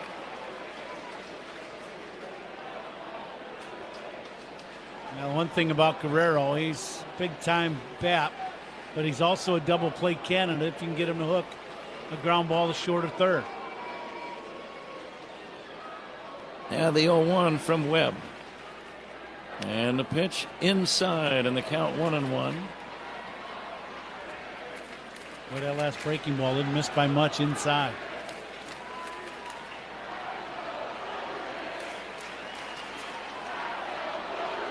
Number 24, Pinango, running at first. This pitch is outside. It's 2-1.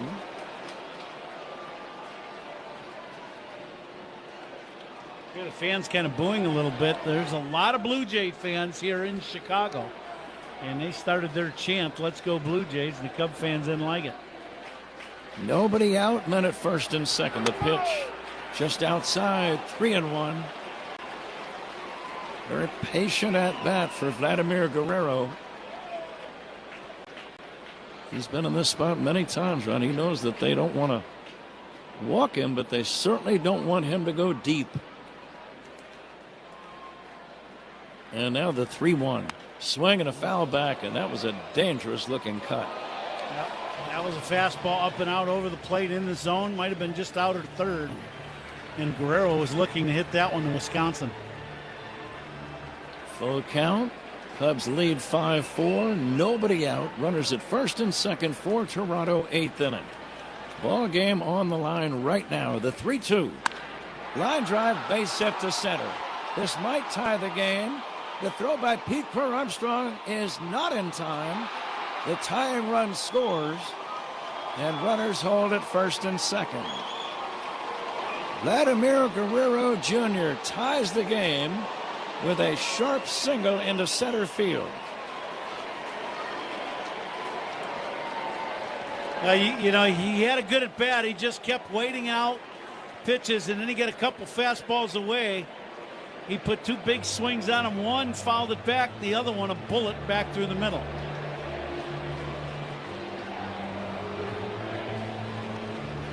Tommy Hotovy will go to the mound now to talk to Webb. Brand new ball game, still nobody out here in the 8th inning. Tommy Hotovy, the pitching coach, out to discuss exactly how they want to work now to Brandon Valenzuela.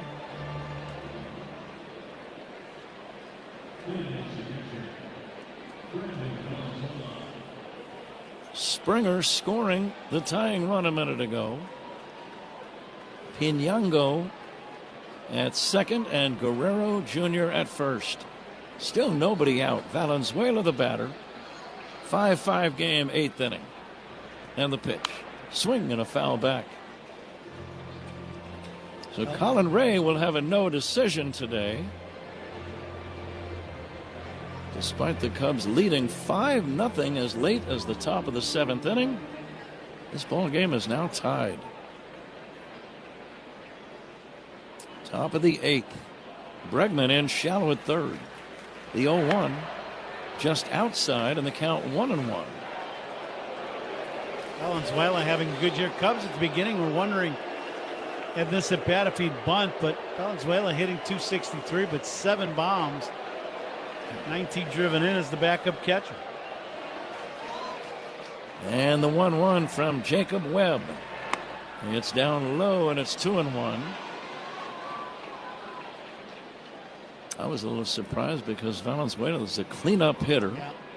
You got a ball game on the line situation with 2 men on base. You don't think of him bunting in a spot like this. The 2-1. And he takes one right down the middle for a call, strike 2. Now, if you're Webb, you got to be thinking strikeout. Yeah, no doubt. Valenzuela a little frustrated. I don't know if he didn't like the call or didn't like they didn't swing at the pitch. It was probably out or third, but it was a fastball. Outfield deep and straight away against Valenzuela. The Jays have battled back to get even and threatening to take the lead. And now the 2-2 from Jacob Webb. Low and inside. It's 3-2. He was going for the punch out as you were asking, Pat. Went with the slider down and in, or pitch down and in, but Valenzuela didn't chase.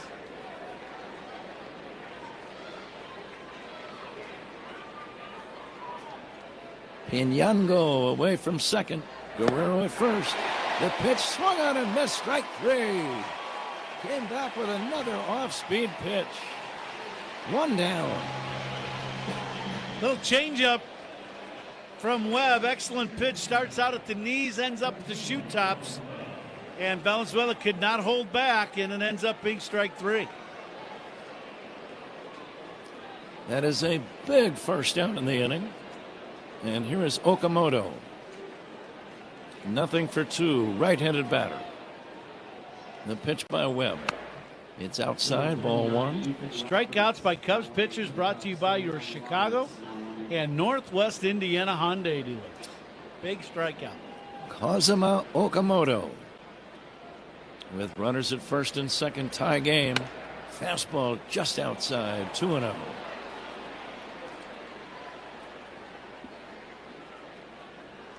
Okamoto, I would say, is not much of a double play candidate. Every ball he's hit in this series has been a high, deep fly ball. Now the 2-0, swing and a miss. 2-1. Pretty good fastball there.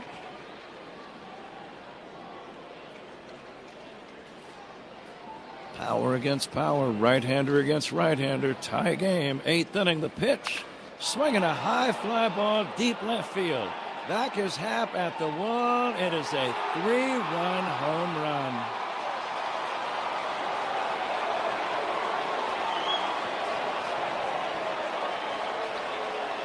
Yeah, it's Paul. You know, this has been the series for Okamoto. Every ball he hits gets elevated, hits high towering shots. Had nothing to show for it up until that last swing. That was a fastball away, and he hit it about 3 rows deep in the bleachers and straight left. So the Blue Jays have come from 5 runs down, and now they lead by a score of 8-5. 1 away, 8th inning. Okamoto with his 16th of the year, a towering drive, gone by plenty. And he's got 45 RBIs. And Dalton Varsho, the batter, with a strike. And now the 0-1 from Webb. Popped up foul and out of play, 0-2.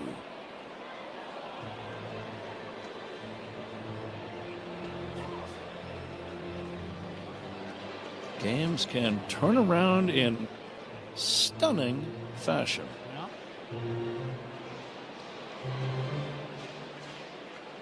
Two strikes on Varsho. Cub fans very subdued right now. The pitch low and inside, 1-2. It's a station break after Varsho bats. 1 away in the inning.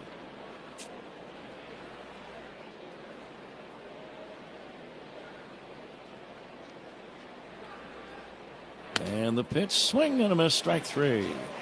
So that's the second out. 10 seconds for station ID. This is The Score and the Northwestern Medicine Cubs Radio Network. Covering the Cubs and all of Chicago's teams. Spiegel and Holmes, afternoons 2 to 6 on 104.3 The Score on Odyssey Sports Station. WSCR, WSCR-FM, and HD1 Chicago. Cubs are going to make a pitch. Excuse me. Cubs are going to make a pitching change, sponsored by James Hardy Building Products, siding with the Cubs. 8-5, Toronto leads. And a leadoff laser on the south side. That is his 29th career leadoff home run, his 5th this season. Driven high in the air, belted, Blaze Jordan's first big league homer. Unreal. This is an authenticated pitcher's duel, everybody. Cam Schlittler got some bullets, 7 innings. He gave up just 1 run. 7 Ks in 7 innings of 1-run ball for Kevin Gausman. Shallow center field, diving in, catching Cody Clemens with his best defensive play in the outfield this season. Clemens diving, sprawling, great play, ending the 9th inning. He has been absolutely dominant here today, and it took until the bottom of the 9th inning for the White Sox to do anything against him. Second time he's flirted with a no-hitter in the major leagues. They say it's a game of numbers, pero el flow es completamente otra ciencia. Esto es flow mayor.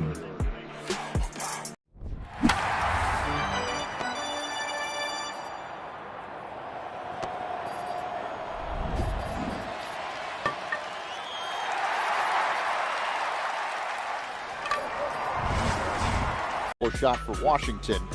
Marlins 2, Giants 1. They are in the top of the 3rd in Miami.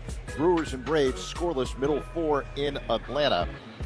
Finals on the board. Tigers beat the White Sox 4-1. Dylan Dingler with his 17th home run, and the Reds with a 10-2 drubbing over the Yankees. Sal Stewart, 6 RBIs. Pat? Okay, Zach. Ethan Roberts is the new Cubs right-handed pitcher. And his first pitch to Davis Schneider is fouled away. Schneider, nothing for 3.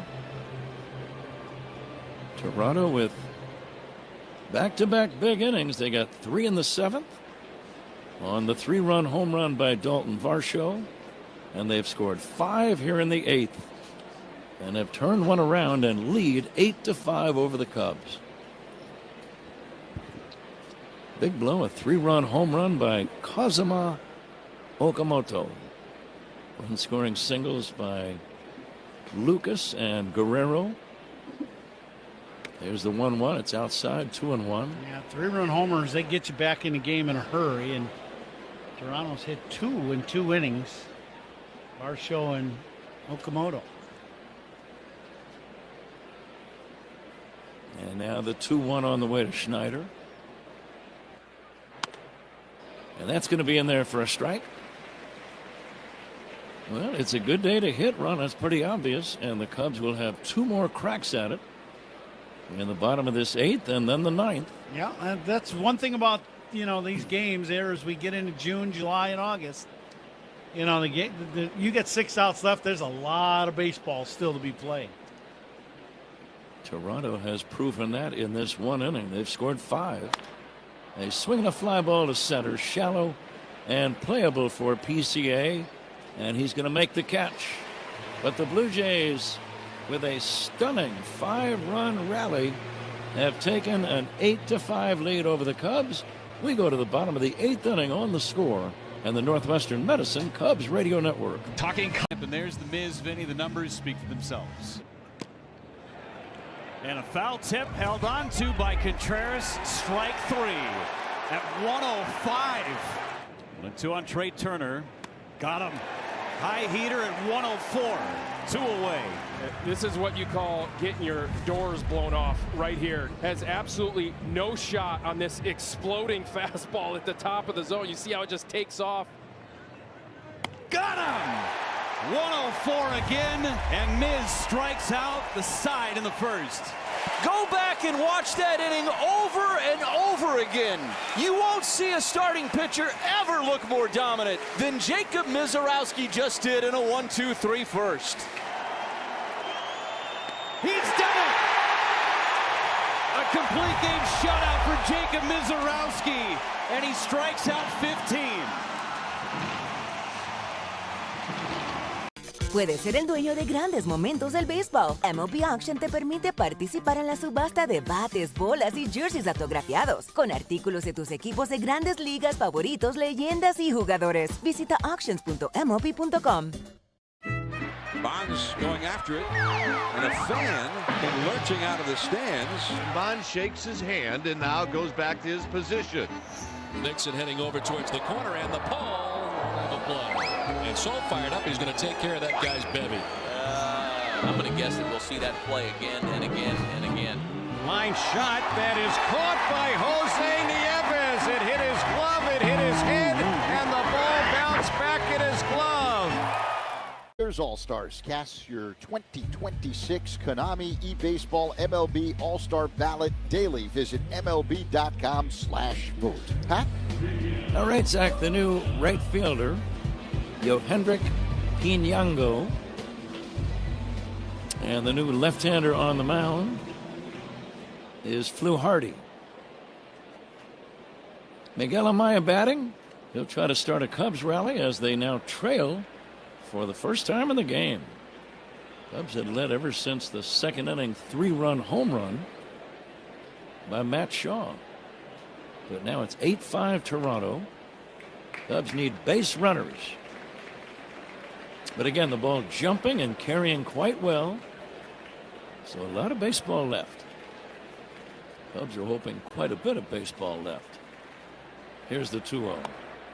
In there for a strike, 2-1.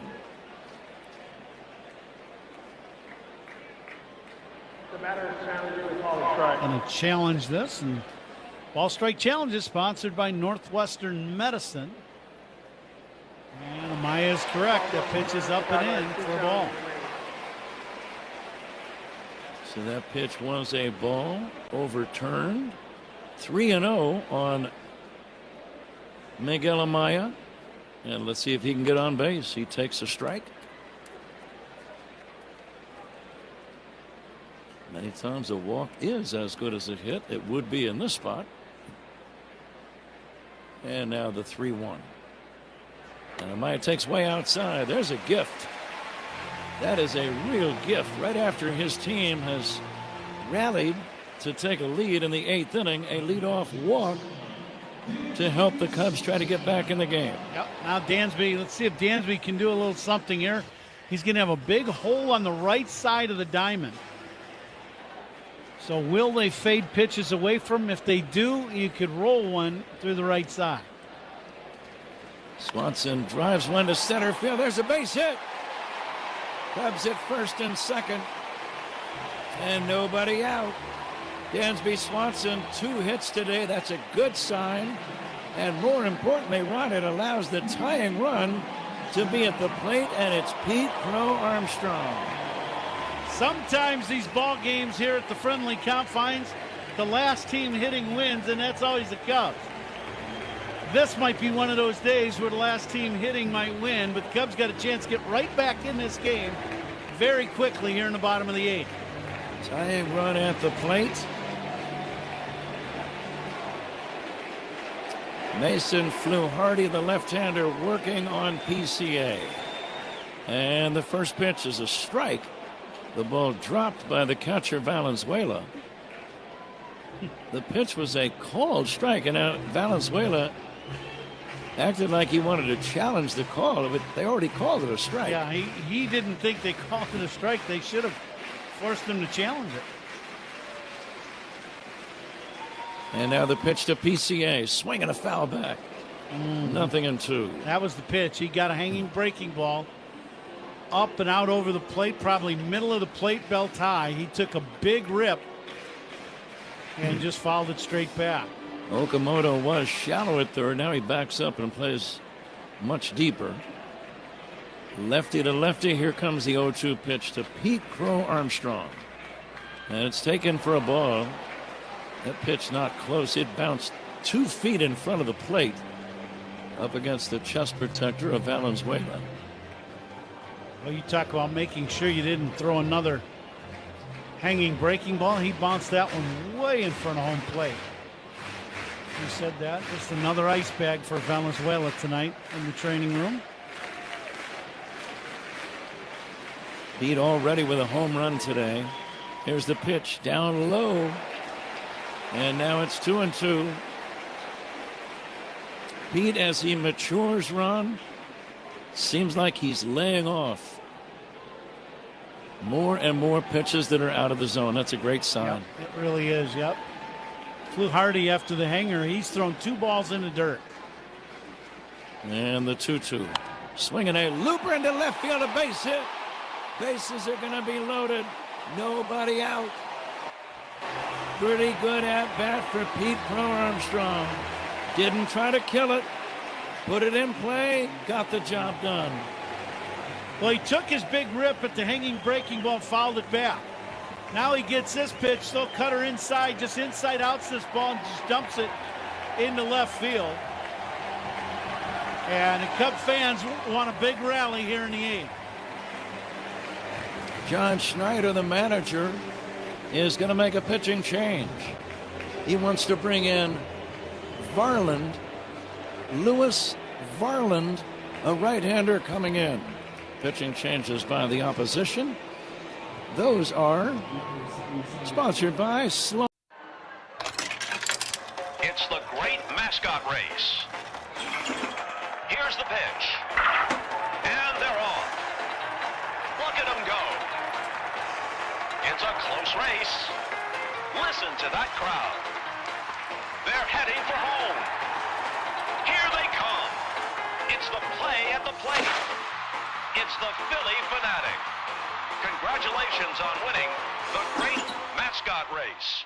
All your favorite games from MLB Play are back, bigger, bolder, and better than ever. Test your skills with daily puzzles like MLB Pickle, the ultimate mystery player challenge, and Immaculate Grip, where stats and strategy collide. Then in Spinball, build your roster, take on your friends, and compete for the weekly prize. Or be the first to beat the streak and hit your way to the $5.6 million jackpot. Plus, the all-new Daily Walk-Off. Lock in your players by category for the walk-off win. The game's official home for games is MLB Play. Only on the MLB app and MLB.com. Puedes ser el dueño de grandes momentos del béisbol. MLB Auction te permite participar en la subasta de bates, bolas y jerseys autografiados, con artículos de tus equipos de grandes ligas favoritos, leyendas y jugadores. Visita auctions.mlb.com.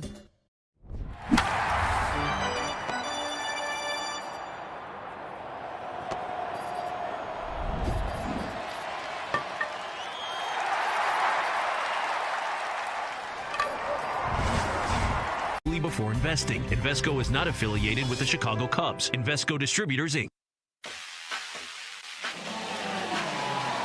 Louis Varland, the new right-handed pitcher for Toronto.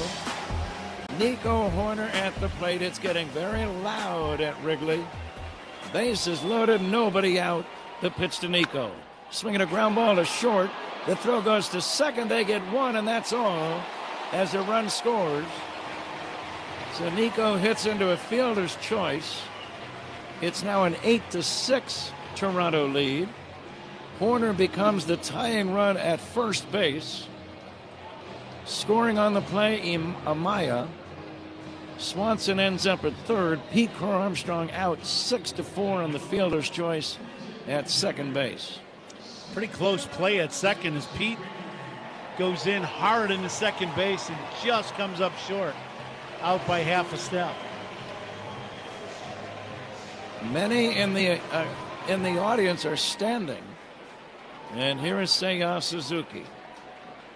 One away, 2 men on, 8th inning. 8-6 Toronto. First pitch down low, ball one. And now you got to take a peek to see Nico as the tying run. See if he thinks about trying to take second base.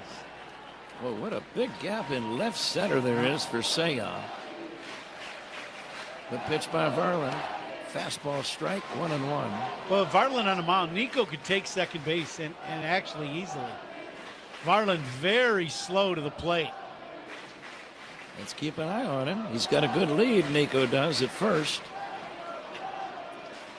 And he's not going. In the 1-1, a check swing. It's low and away. Ball two.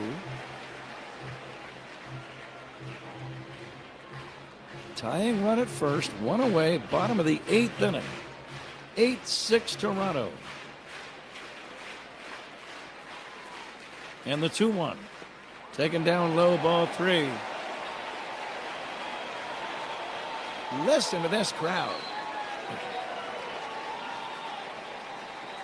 Yeah, this is a tough environment for a late inning reliever trying to come into a ball game against the Cubs when they are into the game. There's the pitch. Seiya pokes it foul and out of play. Suzuki with a single and a walk. He has lined out and reached on an error today. Each team with 9 hits. Cubs trailing 8-6 in the bottom of the 8th inning with one away. Runners at first and third. And the 3-2 pitch. Swing and a miss, strike three. And that's going to be out number 2. Seiya got fooled on a breaking ball, chased a pitch in the dirt, and down he goes. Yeah, he had a good at bat going, and then they threw him a curveball there, and he just well out in front of it.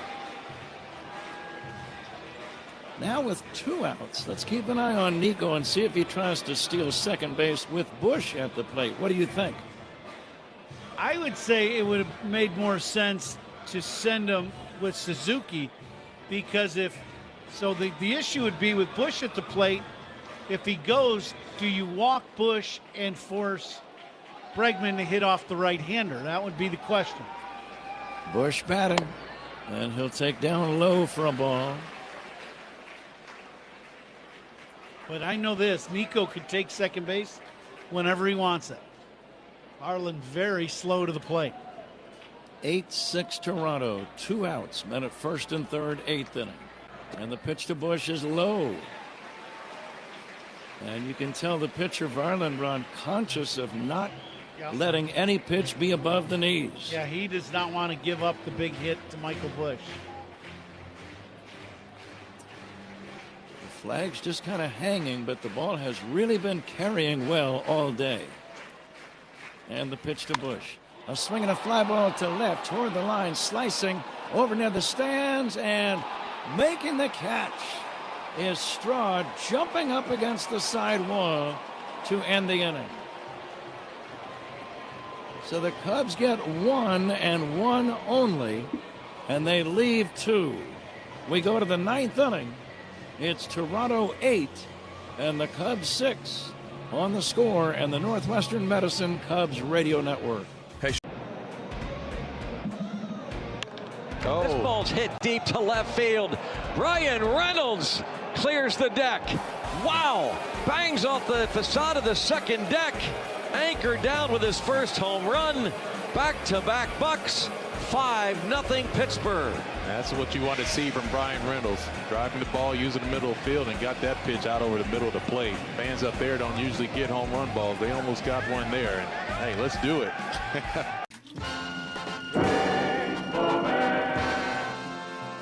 We've run into all kinds of weather so far this year, and this is the first time we've run into a fog. They're going to have Bonds hit a pop-up and see if they can catch it. There goes one. Now let's see where that is. I have no idea where it is. There's a lone figure standing out in right field, and only he knows who he is. It's like a set from the Hound of the Baskervilles should be coming out soon. Can we recognize the athleticism of the elite security down there? Unbelievable. I give him a 10 down. Pretty good. Yeah. Look at that. I mean, come on, Joe Ryan. It's all part of the experience. This is an experience tonight. Oh, look out. In between the legs of Jose Altuve, almost clipped his buddy in the on-deck circle. Hey, that'll wake you up. And Fortes is able to hang on to the foul tip. Fortes getting a little help from the love handle there. They say it's a game of numbers, pero el flow es completamente otra ciencia.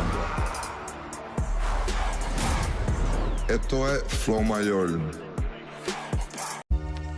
The 9th inning is sponsored by Circa Resort and Casino. Get ready for the time of your life. CircaLasVegas.com. Pat? Ernie Clement will lead off this 9th inning for Toronto. First pitch from Ethan Roberts is taken down low for ball 1. 8-6 Toronto. Roberts, the right-hander, comes back. This ball is bounced foul toward the Cub third base dugout. Pat, Clement entered as a pinch hitter earlier. Ron, go ahead. What you got? Condolences go out to the Kasha family. Huge, longtime Cub fans on the loss of their Queen Lucille. Prayers go out to the. There's the 1-1. Deep drive to left. On the run is Happ. Makes the catch.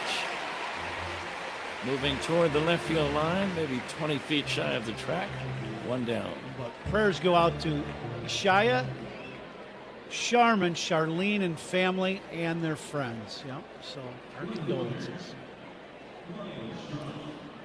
One away, 9th inning. Miles Straw, the batter.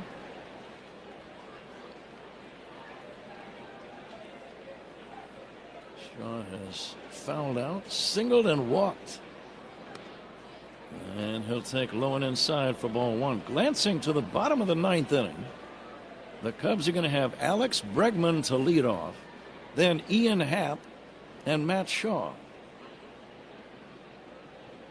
If anybody gets on, Miguel Amaya would hit 4th. Here's a high pop fly back of second. Easy play for Horner, and that's going to be out number 2. Straw retired. The batter, George Springer. A little inside breaking ball, just get the routine pop up. That's what the Cubs want. They'd love to get a quick 1-2-3 inning, get them back in, see if they can win a ball game in the bottom of the 9th. Right-hander to right-hander. Springer, the batter. Springer had a single back in that 8th inning rally. First pitch, strike, 0-1.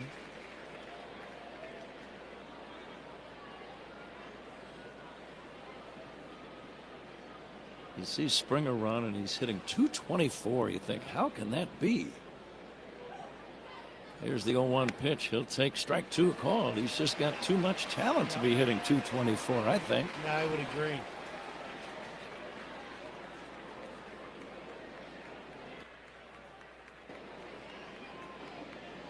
Roberts ahead of him 0-2. The pitch on the way to Springer. And it's going to be low and away. His at-bats just seem too good to be hitting 224. You know what I mean? Like, he doesn't chase a lot. He's, puts good swings on the ball, drives the ball.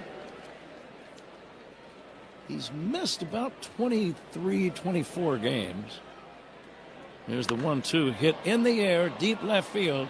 Back is Happ on the warning track. Does he have a play? Yes! And makes the catch right up against the wall. Blue Jays do not score. We go to the bottom of the 9th inning. It's the Blue Jays 8 and the Cubs 6. And this is the score in the Northwestern. Ground ball towards second. Once more for Marte. Sliding grab. What a play. Hernandez is going back at the wall, and he made the catch. Jackson Merrill back at the wall. He leaps and makes the catch.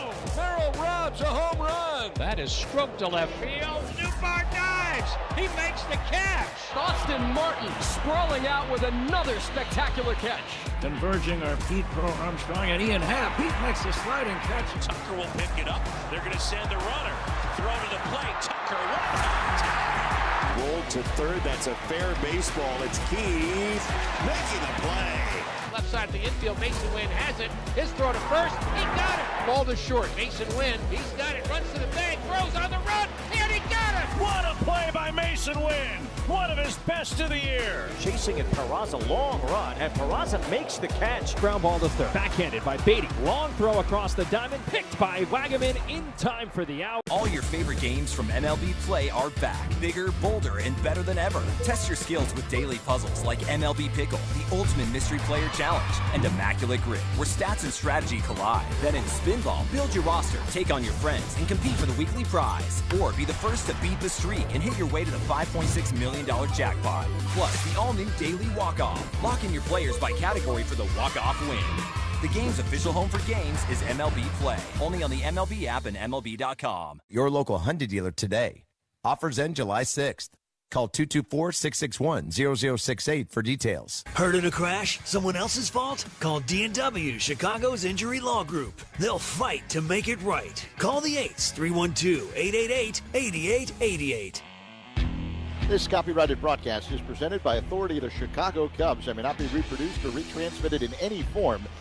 And the accounts and descriptions of this game may not be disseminated without the express written consent of the Chicago Cubs. Pat?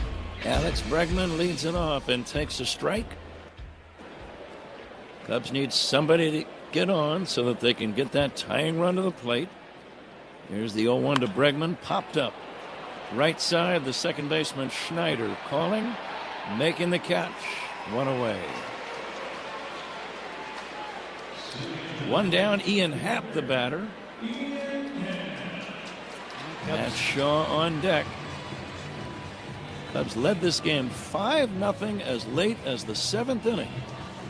For Toronto, 2 big innings, 3 in the 7th and 5 in the 8th. And now they lead the game 8-6. Cubs batting in the bottom of the 9th, and Happ takes the strike, 0-1. Ian's been on twice today, a single and a walk. Cubs need somebody to get on. Fastball, strike 2 called.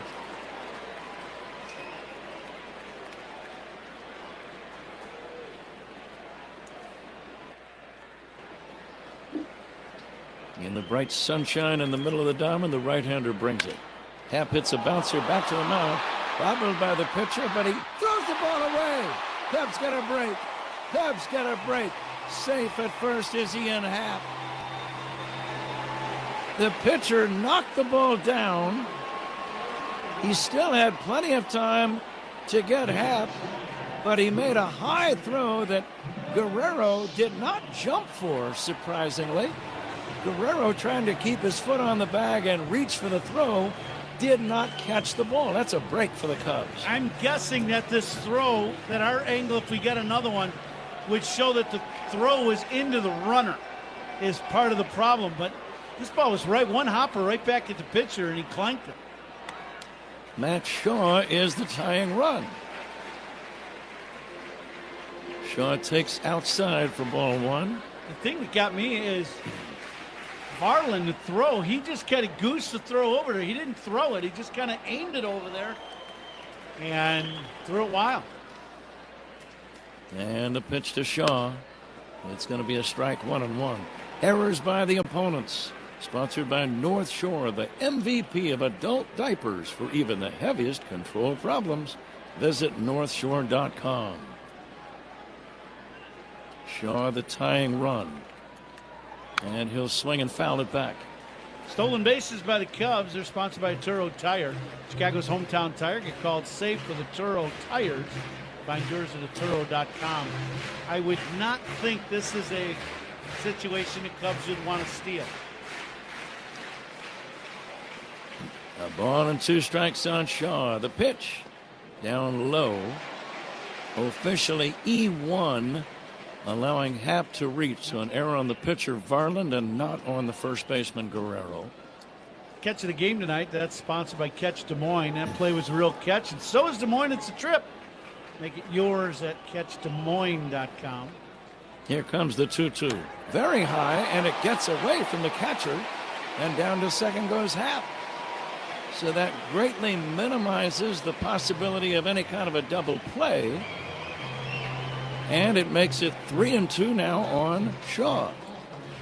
Yeah, this really helps the Cubs, absolutely. The reason why you don't want to try to steal second base in that case is you don't want to get thrown out. You know, because you got the tying run at the plate, but now that eliminates the double play ball, or almost eliminates it. Let's see if Shaw can get on. The 3-2 pitch. Called strike 3, and Shaw wants to challenge the call by Malachi Moore. It was a breaking ball, and we are watching the video, and it was a strike. Out number 2. High breaking ball right at the top of the zone inside for strike 3. Pedro Ramirez, the rookie infielder, is going to pinch hit for Miguel Amaya. And Pedro has some pop. Yep. The wind is blowing toward left slightly. He's a switch hitter, so he'll bat left-handed. And now the catcher Valenzuela with probably a quick scouting report on Pedro Ramirez runs to the mound to talk to Varland. Yep, absolutely. Cleanup hitters, sponsored by Chicagoland's appliance leader, Grand Appliance. Get your All-Star Samsung kitchen at grandappliance.com. Yeah, this is strategy. It's you know, the scouting report on the hitter, and then okay, what exactly do we want to do? We got a base open, tying run at the plate. We really don't want to put the tying run on base. How are we going to attack this hitter? Ramirez waiting. And the pitch to Pedro outside. A long ball would tie the game if Ramirez can reach. Michael Conforto is in the on-deck circle. And that was a ball outside, 1-0.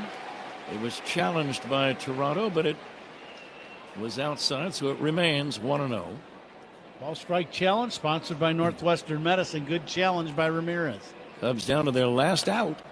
A check swing, that's going to be a strike. He got fooled on a bender, 1-1. 2 down, bottom of the 9th inning. 8-6 Toronto. And now the pitch. Swinging a tap foul, and now the Cubs are down to their last strike. Ramirez tightens the batting gloves. He knows he needs to put it in play here. These tremendous fans, they never give up. And they're trying to give Ramirez every ounce of support. Here comes the 1-2. Outside, it's 2-2. The ballgame should be over, but Happ reached on the error by the pitcher Varland. And now the 2-2. Swinging a foul back. Good cut. That was a business swing. Yeah, that was a high fastball, top of the zone. Ramirez at a big rip. Fouls this ball straight back. He clicks on that one. That's tie ball game. The set for the 2-2. The pitch on the way. Outside. For a young, relatively inexperienced player, Ramirez looks very cool at the plate right now. There's no doubt. He is going to be a big league player for a long time. If he can stay healthy, he plays multiple positions, and he can swing the bat. Ramirez trying to keep the Cubs alive. Here's the pitch. They swing at a ground ball to second base. Fielded by Schneider over to first. And the ball game is over. The Toronto Blue Jays came from 5 runs down to turn one around on the Chicago Cubs. The final 8-6 Jays. Back with the totals after this on The Score and the Northwestern Medicine Cubs Radio Network. Cubs talk to start your day. Mully and Haw, mornings 5:30 to 10 on 104.3 The Score. From the ballpark to the beach, Sea Glass wines are here.